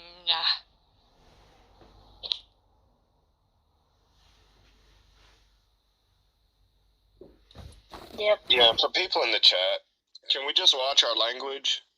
We don't need to swear. We don't need to use vulgar language in the chat. I've already had to get rid of one person for that. Let's try not to do that. We can insult Muhammad without using those vulgar words. As I said in the text, we can call him little Jinn baby. That drives them crazy. Has no curse language in it. So just everybody in the chat, just please watch the language. That's all. Don't forget, head full of lice. Yeah, that's utterly untrue, by the way, Chafik. Plenty of Muslims will curse Jesus in various ways and insult him, and all Muslims blaspheme him by not regarding him as God. If, for example, I said, Allah, we worship Allah, I'm a Hindu, we worship Allah just like we worship all the rest of the gods that, they're inferior, of course, to Brahman, but he's one of all these other gods. Would you say that I don't blaspheme him, that I am respecting him? I think we can get to a real world example and use the Baha'i too, Mary. Baha'i would claim that they follow and they love the Prophet Muhammad, but yet there's a prophet after him, so Muhammad isn't the last and final prophet either. Muslims would say that they don't love the Prophet because they lie about him. And in the same sense, Muslims cannot love nor honor Jesus because they lie about him.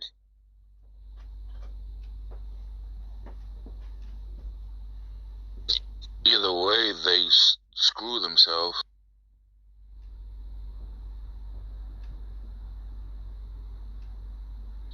I'm still wondering why they reject their own sources and throw their scholars Because they have under to, the bus. right? Because it's so embarrassing, right, sister? Yeah.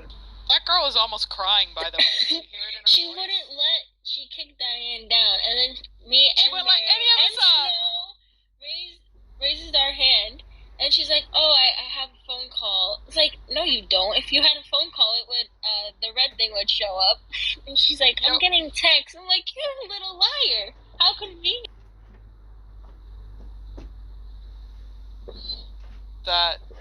Yep. Very convenient. And she's like, "Oh, does someone else want to come up?" And she was pretending that no one had their hands up because she had the chat down. Yeah, the chat was off. Oh, I guess no one wants to come up.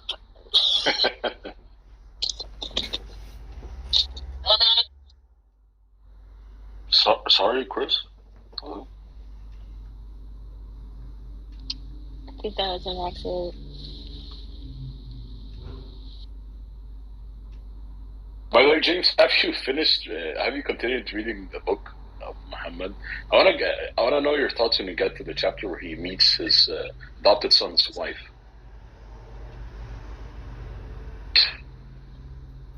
Because I think it's in the book you're reading, James. Yeah. I have not finished it yet. Yeah, cool. I need to get back and finish the last 60-some pages of it. Like I said, I got thrown for a loop reading it, and it starts going into the wars, and I'm trying to learn more about that. But then, when he's talking about Aisha, and this biographer has absolutely no qualms describing her as a little girl, even in other, not just when she's not married, but and she came to the Prophet, and she has the memory of a child, meaning she had good memory, and she was explaining these events well, is what he was trying to emphasize. So it's here's this author, one of the two biographies recommended of the Prophet to me by Muslims, and it's doubling down on her being that young. And it even I get very, very sick to my stomach when it talks about then they left him alone. And then, after that, I know what happened. And so I just had a hard time getting back to finishing that biography.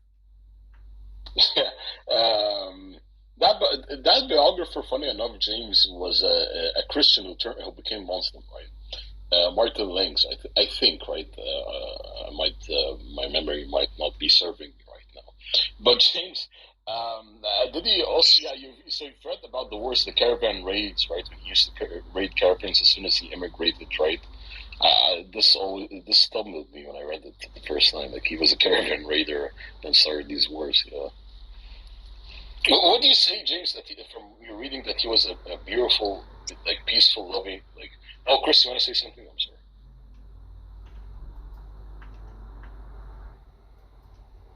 No, I didn't realize that my mic was unmuted. Oh. Yeah, my thing was, it literally wants to paint him like he's walking on water, and that the angels visit him as a small child, and they either washed his heart or they gave him a new heart, because every man is touched by Satan when they're born. And so then I think back to all these times Muslims are arguing with us about original sin. What do you call a special visit from Satan when you're born that God is not preventing for all Muslims? But then the book was. I'll put it this way, Adam, and this will probably get me in heat with Muslims, so make sure you listen very closely. I felt more comfortable reading the O.J. Simpson biography, if I did it, than I do reading this biography of the Prophet. So hopefully the Nectar one that you guys recommended after this will be better.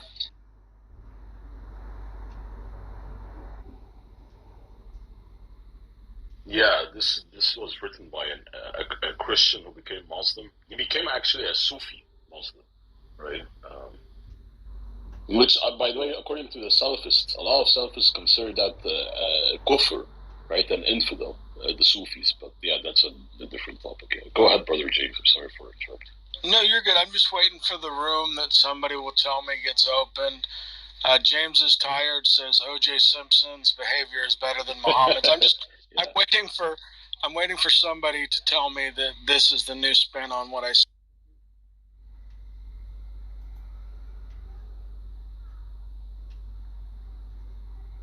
Yeah, I mean, he is not guilty though. But hey, James, you didn't seem too worried about the predators in the church yesterday. Hey, Charles, what flavor of religion are you today? I'm anti-pedophile, which you guys seem to be fine with. I sent you a message, Charles, to clarify. I'm under no circumstances supporting Khalil Allah or propping Khalil Allah up or doing rooms with Khalil Allah. The only thing that I said yesterday was I'm going to use the proper terminology that right now these are severe allegations with paperwork in the courts. I'm just not going to imply saying, hey, he is blank, because that's slander or liable. I forget, it's slander, right? Yeah. And that one I could actually be taken to court for. And me and Khalil live in the same state, which makes it way easier for him to try to lump charges at me. So I'm not condoning him doing ministry right now. I think that if you have those kind of accusations, you need to be off the internet. I've told him that. I've told that to him several times. He needs to take a break. That's why it's like, dude, we can't do stages with you. We can't have you on my YouTube channel. We can't do these things because these accusations that you have are very serious. Like, if they're not true, it's a terrible thing that the mom and this person accused you of. But if they are true, it's terrible and hinders. So that's my position on it. I'm not condoning, nor am I platforming Khalil Allah. Exactly, and I said the same thing before. I'm not going to speak on the killer for Allah. I'll state that because he actually admitted that he would kill for Allah. But I would never state anything on the killer for Allah investigation or court case that is going on, because it all is alleged until after the judge and or jury, if there's a jury in this instance, finds him guilty and or innocent. So until the verdict comes in of guilty and or innocent, we must assume that is an alleged charge, and of course, according to the rule of law, you are innocent until proven guilty. So that is my stance until I get the verdict of what happened between Killer for Allah and other people. That's my personal view, and that's what I've stated in many other rooms. So I'm not going to speak on it until after it's all said and done. But y'all don't know about Charles. Charles was fired from being a cop. He was disgraced and he was removed of his badge. Would you like me to tell everybody in the room why, Charles?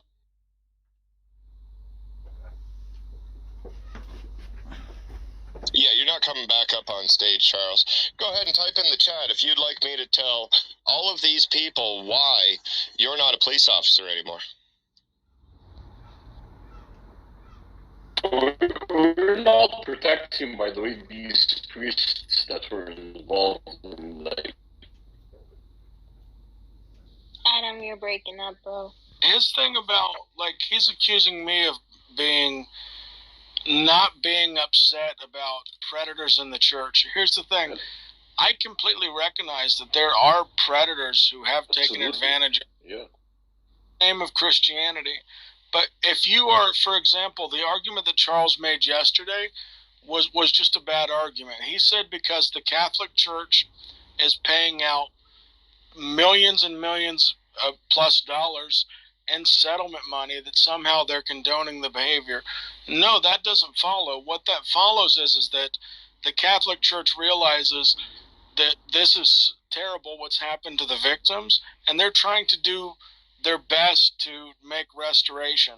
Now, does that change like in the past where some people moved priests to different areas and that kind of stuff? No, but at least they're trying to make what appears to be a good faith effort to change this and to address it. So paying out monies to the victim is not condoning it. But if I, like, all right, I was the victim of sexual assault as a child. I was raped by an older man. It affected me greatly. It affected relationships. It affected how I interacted with people. And so I've had a lot of emotional trauma tied to that. So in this case, people have tried their best early on in my life to try to help me cope with it. And in the situation of the Catholic Church, giving people a large amount of money, well, money does not make the abuse go away. Money does not make it okay. But that can help somebody with their doctors. That can help somebody with college. That can help somebody with bills and finances. So I just, that was my issue yesterday, Charles, with the argument, is it just didn't follow. But the other thing is, we don't have anybody on this stage right now who is publicly being accused with any kind of court documents that we are defending and telling you, haha. Because here's the thing, if any brother of mine as a Christian had this accusation, or if I myself was charged with something outrageous, I would hope that the Christians would pull me to the side and say, hey, James, you need to step away from active ministry right now. You need to go home, take care of your family, and leave internet for a while. Yeah, I just want to say that no Christian endorses, like if someone even if a priest does something horrible to a young child, like a pedophile priest, no one is going to endorse that or defend that. Like what Charles is saying, no Christian is defending that. We're saying that's absolutely wrong. We don't believe that any human being is infallible except Jesus Christ. He's the only infallible being, right, who walked on this earth. Even the prophets weren't infallible, nor the apostles weren't infallible, right? No one is infallible except Jesus Christ. Everyone can make the worst sins you can imagine. Any human being, priests, the Pope, bishops, right? Anyone can make the worst mistake anyone can imagine. And we will not defend it if that happens, right? We will condemn it, absolutely. Right? This is not Christianity. This is not part of the teachings of Christianity. Right? These are people who fell into sin and did not abide by the teachings of Jesus Christ. Yes. Yeah. I was also going to add to Adam, it's not in our books. When we go and you read something like the Quran or the Hadith, it's in the books. I mean, your prophet, who you guys believe is the best example for all mankind, did these nasty, disgusting things. Our books don't teach that, so there's a big difference. Yeah, and Chloe, child marriage is allowed in Islam. I have a billion articles. Yeah, that says it's in the Quran, Surah 65, verse 4. Right? Those who have not menstruated, you can have sex with and marry. That's in the Quran. And we did a room a couple of days ago about this, right? You can guys see the replays about child marriage in Islam. And Muhammad did do child marriage, which is considered pedophilia by today's standards, which should apply in all times, right? These morals and ethical standards. But yeah, that's in Islam. And Christianity does not teach that. It never taught that. That's not in our books.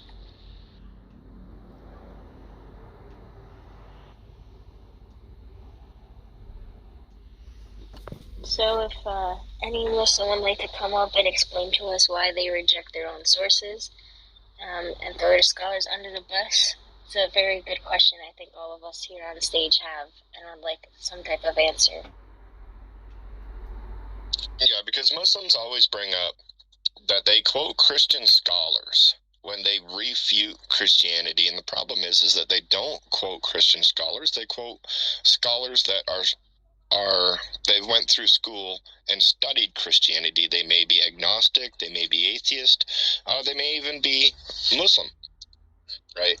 But when it comes to Islam, we actually go to Ibn Kathir, Tabari,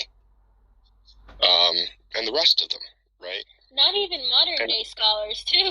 Like they're scholars that were like live with the Prophet and right after their Prophet. Yeah, exactly. The classics, right? The classical scholars. Yeah. Exactly, and they're like, oh no, we can't trust what those people are saying because this scholar said 1,300 years later that they're wrong. I just want to correct you, Chris, that I've never, to be honest, I've never heard them quoting a Christian scholar, right? And the scholars that they quote are, like you said, atheists and agnostic when it comes only like to things like textual criticism or things like that, right? They might go to Bart Ehrman when it comes to things like that, right? But in terms of the Bible, like passages in the Bible, I've never seen them quoting me, Matthew Henry, or Adam Clark, or these Christian commentators and scholars, right? I've never seen them quoting me scholars like this, right? Biblical commentators in terms of the passages they usually bring up in the Bible, right? They usually do their own eisegesis of the Bible. I've never encountered that. Maybe you guys have. That's awesome if you guys did encounter that. I've encountered Muslims actually quoting a Trinitarian Christian scholar, but the problem is that they're misquoting the actual person and attributing a misrepresentation to the person's actual view. So I've actually seen that, and Shabir Ali is one person that does it quite a bit. Right, so if anybody's watched Shabir Ali debate, you'll see that he quotes certain Christian scholars all the time. But if you go and read the books that he's quoting, they don't actually say what he's saying that they said. So what they do is they misrepresent the Christian scholar, hoping that the audience doesn't go and read the book. Yeah, so Chris, this is the only guy, Shabir Ali, that I've actually found him actually quoting Christian scholars. So this is the only person. Right, one person, but I was also talking within the confines of this app and Paltalk, right, where I was before Clubhouse. The people that I encountered in Clubhouse or Paltalk, they've never given me Christian sources, right, in terms of the criticisms they might have in certain biblical passages, right. Now, Shabir Ali, yes, he does quote very liberal Christian scholars, and he does misquote them, right, and and he twists their words a lot. Yeah, that's true. Yeah, I've sent out quite a few invitations too. Sorry, I've sent out quite a few invitations for people to come up and maybe they can explain why Muslims reject their own sources. And we have two on stage. So, do either of you want to answer the question? The topic of the room.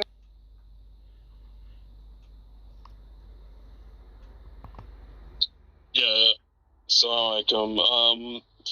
Just to touch on the last point you guys said about there's no Muslim scholars that quote Christian scholars. There is a person named, maybe some of you come across him. His name is Paul Williams.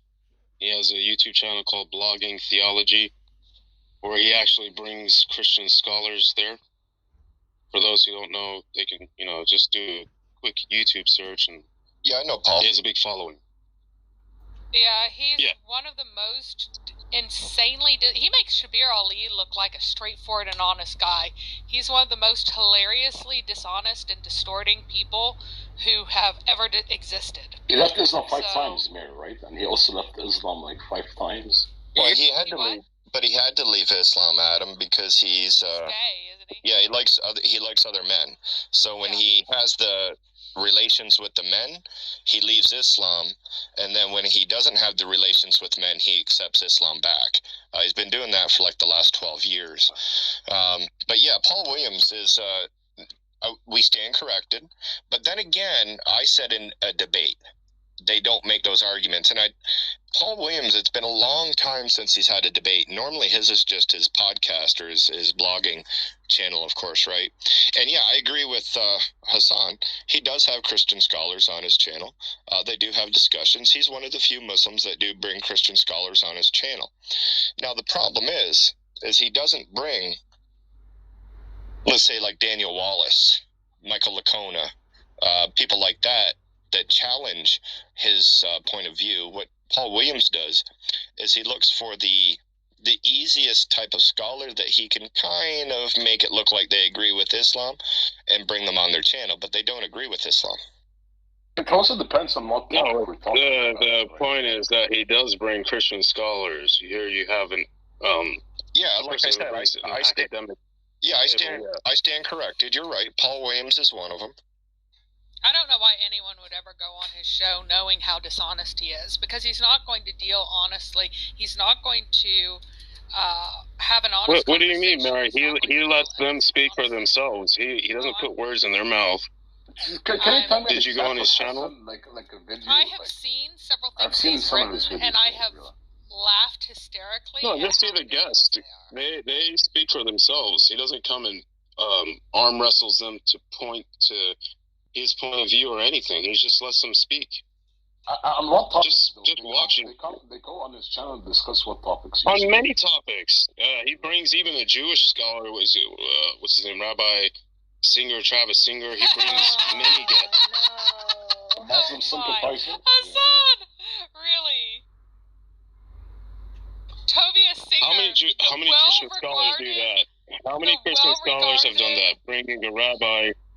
So what's wrong with that? So Tovia Singer is a radical who does not correctly represent Judaism and who is absolutely despised by the Orthodox Jews. The thing is, you're not supposed to, as an Orthodox Jew. But there are many Christians who go to. Hang on. It is not. Many Christians are following him.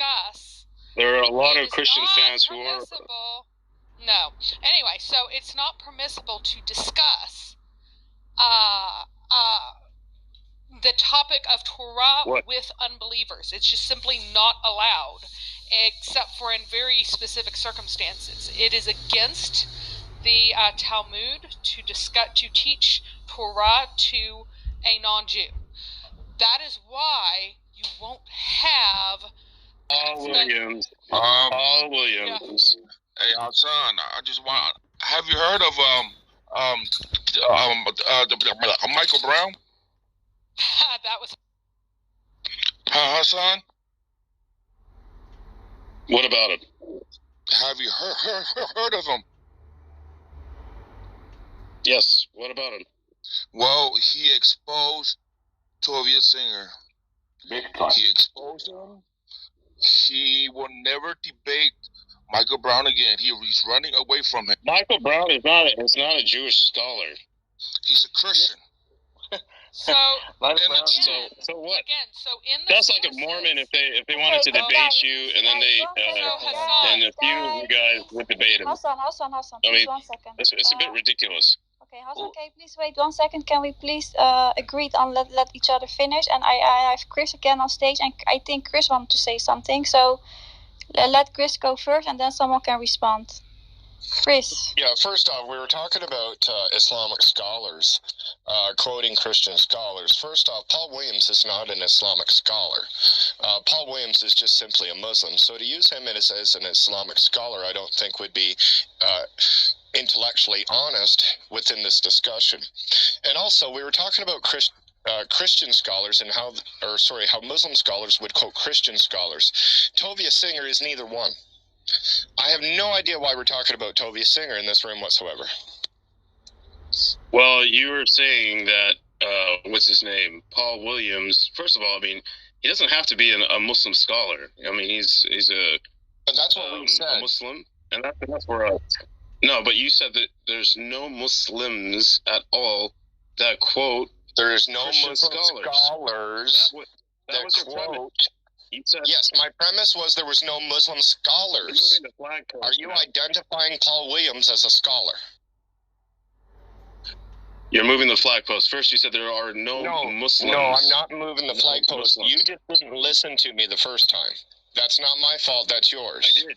I'm clarifying what I said because maybe you misunderstood what I said. I said Muslim scholars. Now, will you change your argument, or are you affirming that Paul Williams is a Muslim scholar? So do you have a problem because he's not a Muslim scholar to have quoted Christian scholars or have talked with Christian scholars? Is that an intimidation from you? If I ask for a Muslim scholar and you present somebody that is not a scholar, you are not addressing the question that I asked. Well, it seems like you're intimidated because he is well-rounded in the Christian scholar. Okay, so because I said Christian scholars. So because I said a Muslim scholar, how does that make me afraid of Paul Williams because he is not a scholar? How does that logically follow? It logically follows as this: you don't want to talk about Paul Williams, and you want to talk about Muslim scholars. Yes, because the question was on Islamic scholars, Muslim scholars. Now, if you believe that Paul Williams is a scholar, then we can join that conversation. Hassan, please. Okay, but can you please wait? Because Chris was still speaking, and no one can understand it in the room otherwise. So let him finish, and when he's done, you can respond. So it will be respectful, and everyone can understand it. So yeah. So the actual question that he may have misunderstood was, could any Muslim give us a Muslim scholar that has quoted a Christian scholar and not misrepresented what that Christian scholar actually said? Go ahead, sir. I'm not another email. You can make your criteria, Chris. I said there is Paul Williams, okay, who has invited Christian scholars, and he's invited Jewish scholars like Rabbi Travis Singer, and there are Muslim scholars that he has invited. If you let me finish, I didn't interrupt you. He has invited also Muslim scholars who have studied Christianity on his blogging channel. So there's the example of Adi, I'm trying to remember his last name, who's Adi Atai. Yes. So he studied the Christian Bible and the Jewish Bible, and he has learned Hebrew. So there's an example. Is Ali Atai and he's also a Christian scholar? You said right now. See, you moved the flag post how many times? A Muslim scholar, and now is he a Christian scholar? First you said, is there any Muslim? You can stop talking now. No, you can stop talking now. I'll let you speak, so you can let me speak now. You stated that, again, in my question, I said an Islamic scholar that quotes a Christian scholar that does not misrepresent what the Christian scholar said. Again, you brought up Paul Williams, and you mentioned people that Paul has had on his channel. Tovia Singer, not Travis Singer. Tovia Singer is his actual name. If you knew anything about the man, you should at least know his name. So, that is not a Christian scholar, and Ali Atai is not a Christian scholar as well. So, both people that you referenced are not Christian scholars, and Paul Williams is not an Islamic scholar. So, I will ask the question again, since you have a hearing ability that's not really awake right now. So, my question is there an Islamic scholar that quotes a Christian scholar and does not misrepresent what the Christian scholar said? Yes, I said Ali Atai. Did you hear? Did you quote him? Go and search his work. He's been interviewed on Paul Williams' channel. And I'm very familiar with Ali Attai, and especially him affirming that Jesus died by crucifixion according to the Quran. Go familiarize yourself with his works, and you'll see that he didn't misrepresent Christian scholars. Again, I am very familiar with Ali Attai's work. He actually confirms that Jesus did die by crucifixion, and he actually believes that the Injil is the Diatessaron written by Tatian in the 2nd century. So, again, how much more do you want to talk on Ali Attai? Since I've studied him much more than you have, and I've studied Tovia Singer much more than you have, because you don't even know his name. Hey, Chris. You just said a moment ago, what has Alia thought you did? And you just, it seems like you did a quick Google search on him, on what he said that is. A Google search? On the small summary. Yes. Hey, Chris. I mean, anybody can do a quick Google search. Just read his works, see what he said. Yeah, go ahead, Hunter. Why am I being muted? Because you're not saying anything important enough to be able to speak. Like, you're trying to say that I'm Googling information on Ali Attai. I've actually studied what this man is actually talking about. I did videos and responses to the video that he had on Paul Williams' channel. I've known about Ali Attai for at least 3 years, and I've read his material. And I can go into many other Muslims that I've read their material on. The problem is that I'm referencing people that I actually know that I've studied. You're referencing people that you don't even know their name. So who's being more intellectually honest in this discussion? I said Ali Attai is a Muslim scholar who studied. Yeah, and didn't you misrepresent said Christian and you said Travis Singer, and you said Travis Singer is a Muslim Jewish scholar. Yeah, his name's not Travis. Tovia Singer. Okay. Oh, he can you admit you didn't know his first name? Okay. All right. I admit I misrepresented his first name. Like, you could have Googled that. I'm saying Paul Williams has Christian scholars on his channel, and I'm saying non-Christians also on his channel, such as Ali and Rabbi Singer. Okay. Nobody ever. No, the question was not: is there a Muslim that has Christians on their channel that talk? How many Christian scholars? Yeah, I lowered him down. The problem was, the question wasn't, is there Muslims out there that invite Christians onto their YouTube platform? That wasn't the question. The question was, is there an Islamic scholar that has quoted a Christian scholar without misrepresenting him? Now, I identified Shabir Ali. I forgot about Ali Attai. Now, Ali Attai has quoted some Christian scholars, and he has quoted them accurately. So he was right about Ali Attai quoting Christian scholars. But he never actually went to that part, and if he did, I would have conceded. And as I said before, I stand corrected. Ali Attai is one that does speak about Christian scholars and doesn't misrepresent them all the time. He has give proper exegesis of what the Christian scholars actually believe.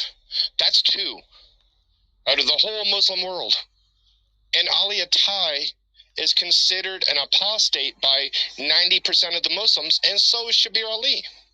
So, like, the only people that they can appeal to are people that have been apostatized from their religion and actually takfired from their religion. That's the only thing I wanted to say. And I'm not sure why we're talking about Travis or Tovia Singer, because he's got nothing to do with this conversation.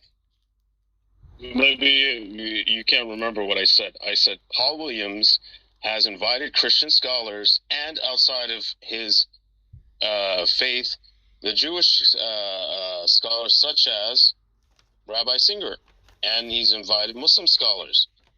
I was giving an example outside of the Christian scholars too. I'm saying this is how far he's gone. It still didn't answer my question, Hassan.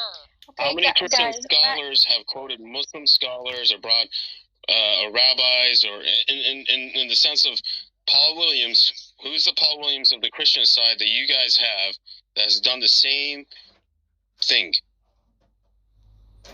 None. Well, let me put this one out there, because not a lot of people like him, but James White. James White's accurately quoted Islamic scholars. Is that correct? point out Daniel some of Wallace. his work, but Let me point out Michael Licona. People to let Would you like me to Muslims keep come going? and speak Let on me their point own out Dr. behalf. Michael Brown. What about Dr. William Lane Craig? What about, I could name a bunch, right? I could keep going on the Christian scholars that have actually represented the Islamic scholars, and they've went right back to the earliest Islamic scholars, and they've represented them correctly. I can give you a whole list of them, right? So far, you've given one, Ali Attai. I accept him as being an Islamic scholar, and I accept him.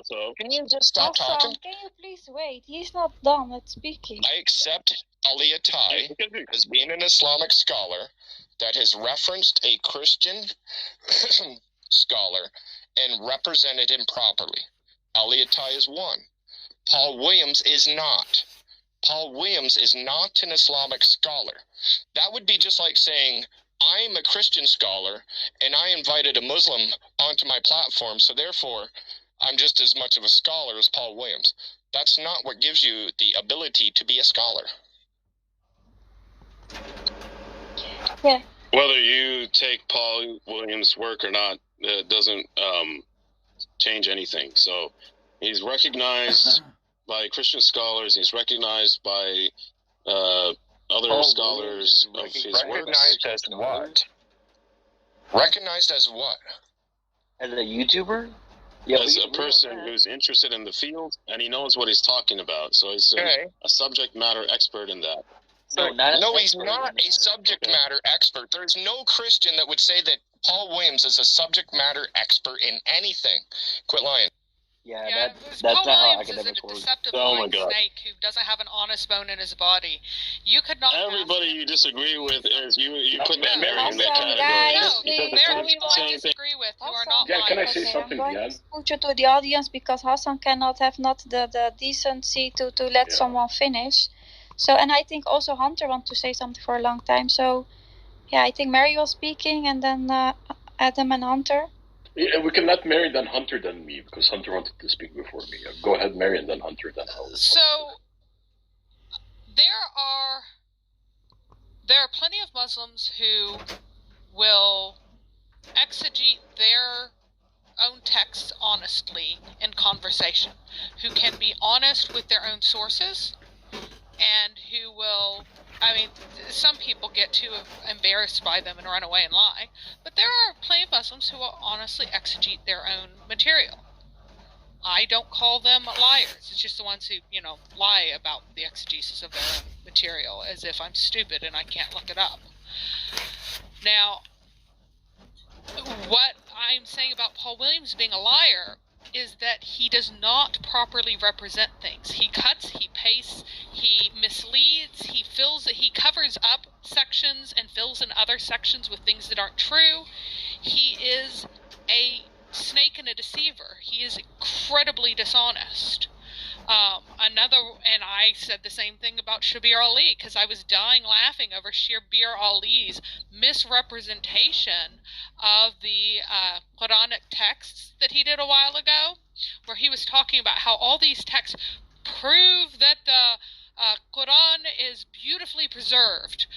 But while never saying, the funny thing about Shabir is he never actually said anything that was technically inaccurate in his statements, but he created the impression in anyone who wasn't already educated's minds that he was saying the opposite of what was true. For example, the Birmingham manuscript has many discrepancies with the Hafs text. And some of those and it's very, very short. It's only 4 pages, right? 2 pieces of paper front and back. 4 pages is it. And Shabir would do things like say that we have this wonderful text, and that it shows how consistent and how unchanged the manuscript is, leaving someone to conclude that it's A, longer than it is, and B, doesn't have all these variants that it has. So any Muslim who came from a deceived background where they thought letter for letter, dot for dot preservation would think that Shabir was talking about letter for letter, dot for dot preservation, and that was the goal in the words that he chose. What he was trying to create in their minds is this false impression. So without ever saying that every word has been unchanged, he would make general statements that it shows the reliability of the text, and everyone knows that it shows that the message of the Quran hasn't changed, while concealing the fact that there are these variants, including variants that are not recorded anywhere else. So that's the kind of thing that I mean by people who are dishonest snakes, that they attempt to create false impressions. Paul Williams is actually a lot more flagrant. He just lies. He'll just read a section, he'll lie for a while, and then he'll read another section out of context and then lie about that. But Shabir lies with... Now, Mary, we have to be very, very clear. Like, we have to, be very careful with our words. No, like Paul Williams now is a scholar. He's a great hadith scholar, a great professor. He's a great Arabic speaker, right? Like, he is a great Islamic scholar. Guys. Like, he's now at the level of Ibn Kathir, I think. Like, come on, guys.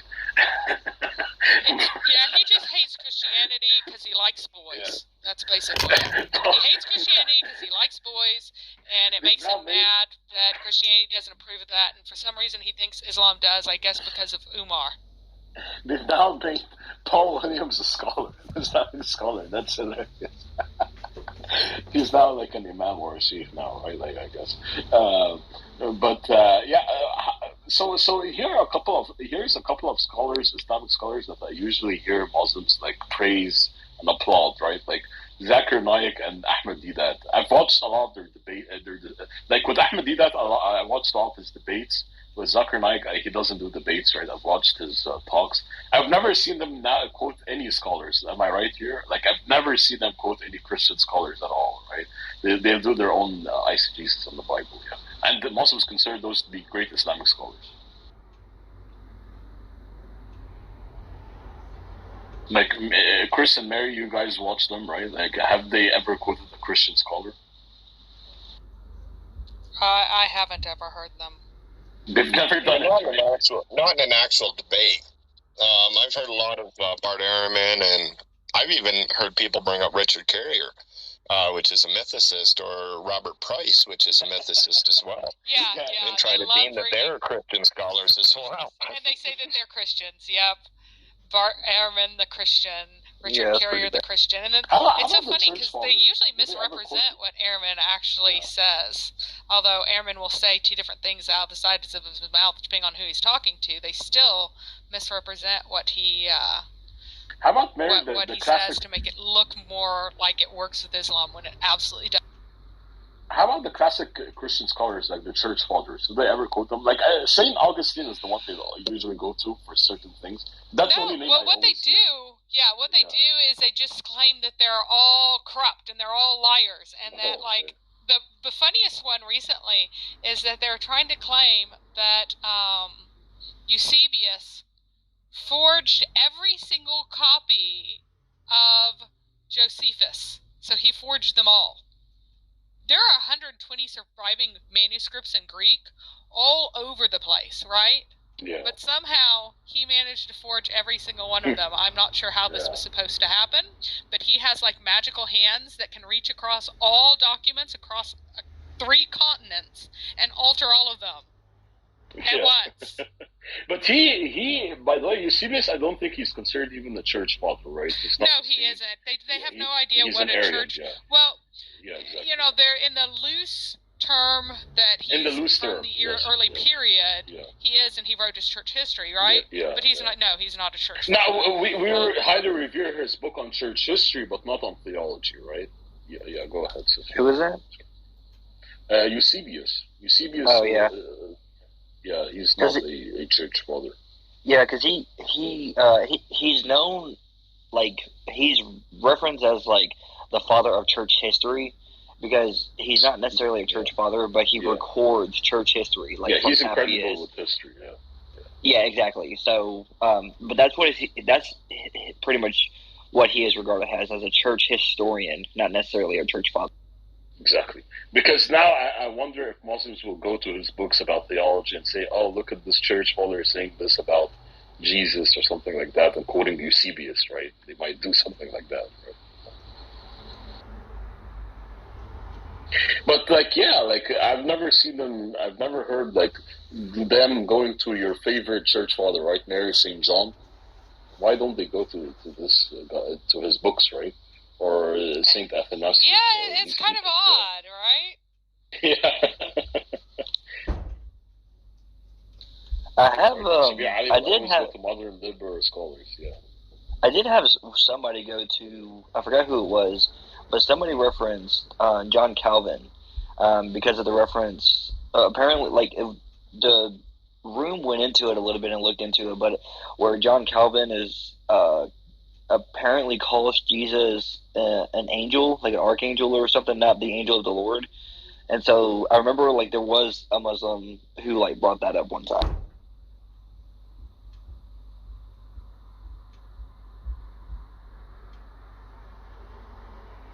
Depending on if you count him as a church father or not. Protestants do. Yeah, I'm a Protestant. Well, he wouldn't be we still would not call him a father. We consider the patristic period to end at the same point when other people do.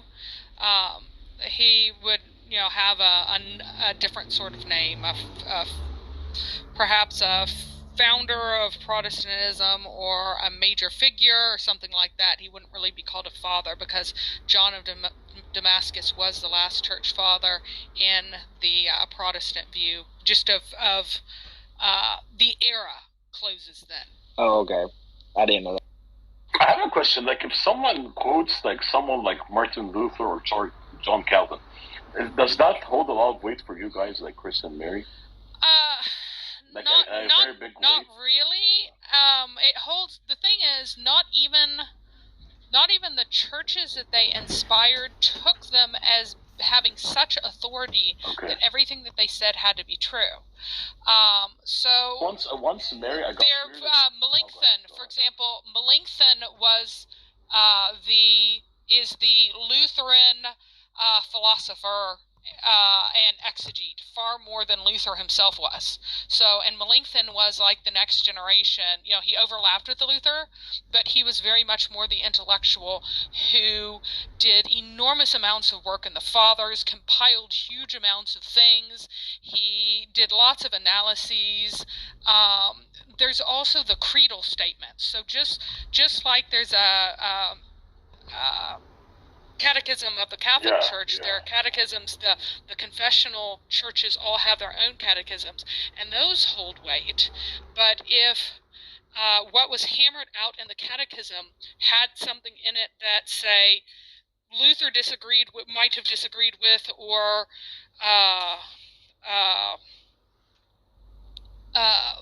Calvin disagreed with, that would be a big fat so what.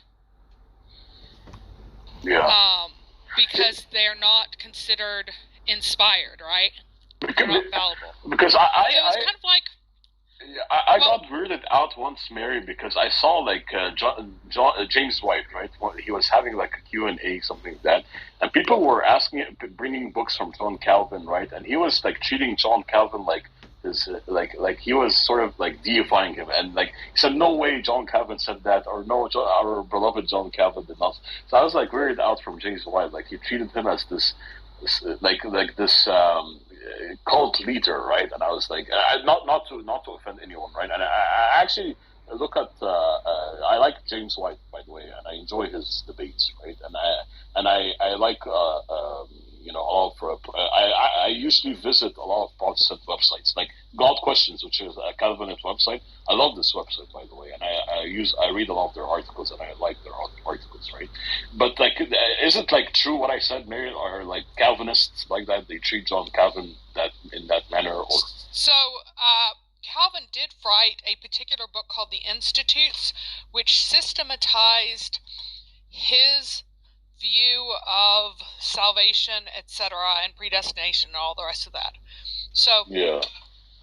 Whereas Luther wrote a lot of commentaries on individual books, right? He didn't have a single systematized book of specifically theology, right? And so for that reason, the institutes on, if you're saying that, look, I think that Calvin was right about XYZ, and they go, but Calvin said this, and then that White tends to be more, it tends to ally himself and have the idea that Calvinists today truly follow what Calvin followed, which was what the correct articulation of what of how Augustine articulated the faith in turn. Question to Mary. I'm very sure that you're going to receive the information that you're asking for, because Sister Mary, normally when she makes statements here on the mic, she's got about 1,000 sources to back up what she's saying on the mic. So go ahead and ask your question and receive your answer from Sister Mary, and maybe we can continue. Hey, what's up? How's it going? The sky's up. Ask your question. Okay, yeah. So you were like making a statement that there are 120 manuscripts. So were you talking about prior to Eusebius or in the 21st century about the Testimonium Flavianum passage? So I'm interested in knowing where these manuscripts are or which scholar said that. So I would like to know the source. So, Abdullah, if you understand how ancient manuscripts work, monographs don't last an incredibly long time. However, people make copies of them. Every single surviving Greek manuscript, of which there are 120, has that section in it. So it's really hilarious when people go, oh, well, Eusebius, he fabricated this. That would mean that he would have had to have controlled all the manuscripts that existed at that time, such that any copy that was made from that point forward throughout history would have this section in it. That's just a really ridiculous type of claim to make, that given that every single Greek manuscript that survives to this day from different places has this in it. The reason that we can do historical research is that we can look at variants, and you can see that where there are variants and where there aren't. There are no variant readings in any of the 120 surviving manuscripts from the handwritten manuscripts before the invention of the printing press that have something different.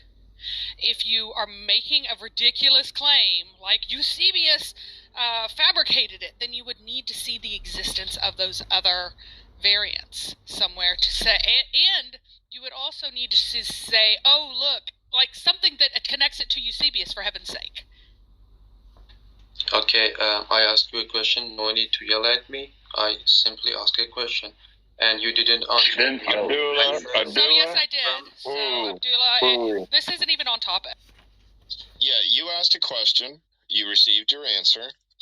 Sucks that you don't like the answer, but you received an answer. And I know that you don't understand it, and that's okay. But let it marinate a few seconds, and maybe you will understand what she was saying. No, she did not answer. I asked her for where did she got 120 manuscripts. Thank you so much for the answer, Mary. Chris, did you see my question? Thank you. Thank you, Mary, for the answer. Yeah, and I think that was the same Abdullah who said yesterday to me that he cannot wait to enslave us, and he cannot wait to let us pay jizya because it's humiliating to us. He literally said that, Chris. Yeah. Yeah, he really said that. So that's that, Abdullah. So be proud of that, Abdullah, for saying that, and please repent, because no one is promised it tomorrow. So I hope you will come to the truth.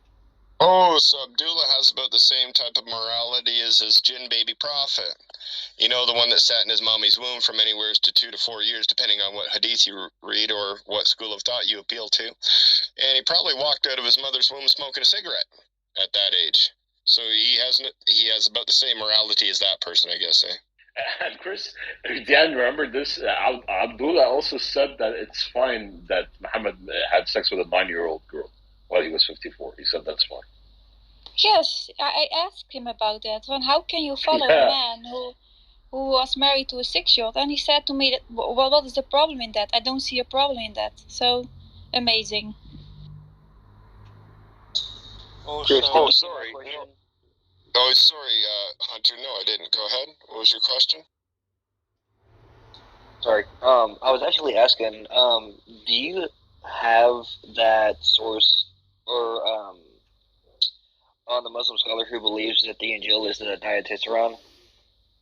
Ali Attai? Yeah. Like, Yes. do you have, like, where I can find that instead of me having to... Yeah, weirdly enough, Hassan was saying that Paul Williams had Ali Attai on his YouTube channel. Well, he did. And on that YouTube channel is where Ali Attai said that he believes that the Diatessaron is the Injil that Muhammad was speaking about. That's so interesting, too, considering the whole parallel between that and the Gospel of Thomas as well, with the Quran. So when you said that, I was like, whoa, okay, hold on. I've never heard a Muslim scholar actually say this, or let alone even know about this. So that's why I was really interested in looking more into that. Oh yeah, Ali Attai in an Islamic State probably would have died. He actually believes that Jesus did die by crucifixion, and the argument that he uses is the same argument we use by going to Surah 8, verse 17, using Surah 4, verse 157, using Surah 3, verse 55, and using Surah 19, verse 33.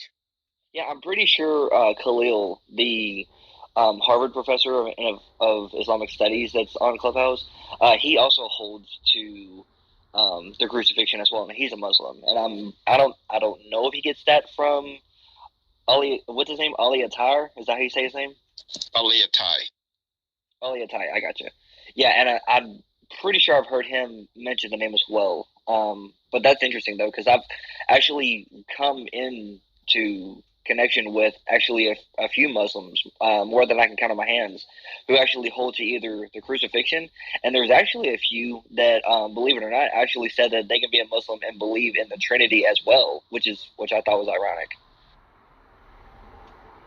Yeah, for sure. Just give me a second. I'm looking up the video because I believe me and Jay Apologetics and maybe somebody else did a review on the Ali Attai part where he talks about the crucifixion and the Diatessaron.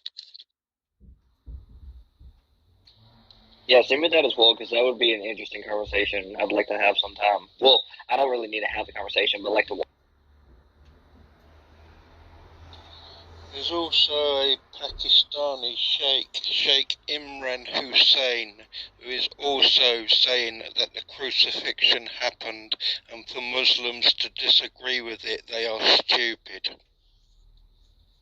Actually, wasn't there a video that like went viral about that? Yeah, he sent out a video. It went viral, and the Muslims went mad at it. Yeah, that was awesome.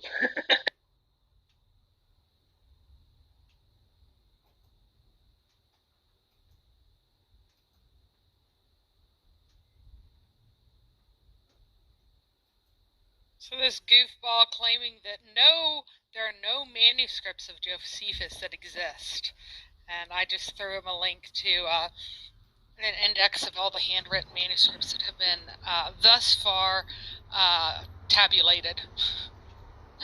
It's very silly. What a silly little... You should have known that, Mary, when he sort of accused you of shouting at him. So, Fulon, your consensus has to be based on the example. Yeah, I was going to respond to that. So, yeah, I just want to respond also. Abdullah, Yeah, go ahead. Abdullah, since he is kind of stupid, I'm going to help him out here. So, let me explain something to you because you're not very bright and you don't understand. When different manuscripts exist far apart from one another and they're handwritten, it is ridiculous for a person to suppose that manuscripts that exist thousands of miles apart from one another in an age of handwriting, not of printing, all came from the same exact source manuscript. Anyone who claims that Eusebius fabricated Josephus, either in whole or in part, is absurd and has been dropped on their head as a baby. That's not how this works. When things exist far apart from one another and have existed in translation, and also were often quoted by people who existed before then, so they already existed in these various places and were in the hands of people at that time, then they existed.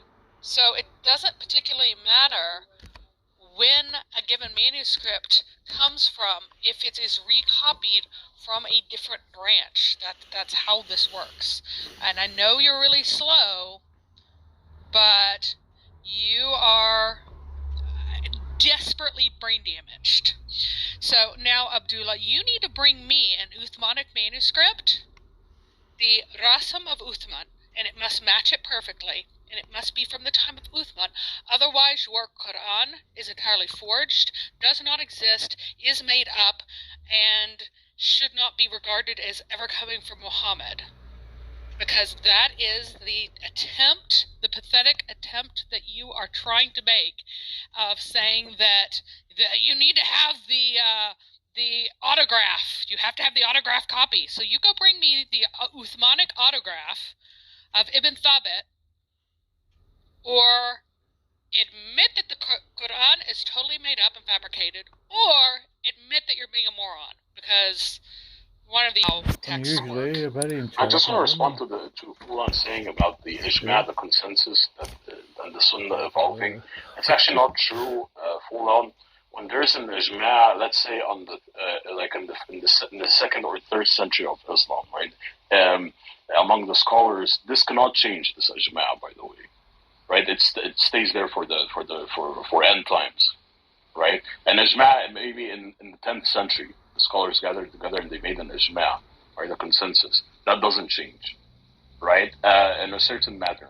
And so they cannot, generations that come after the Ijma, the scholars that made that Ijma cannot change that Ijma, right? It's there, it's fixed, and it cannot evolve, right? Just respond. And so the Sunnah cannot, it cannot evolve, right? Yeah, go ahead, Mary. I mean, well, it's built on the example of Muhammad. So Muhammad's example does not change.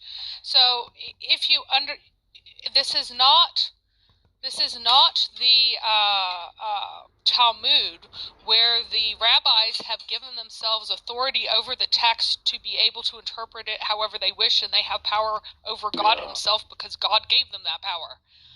That is a rabbinical view, that the rabbis can use a miracle of reinterpretation as many times as they want, and that God has constrained himself to giving them that authority.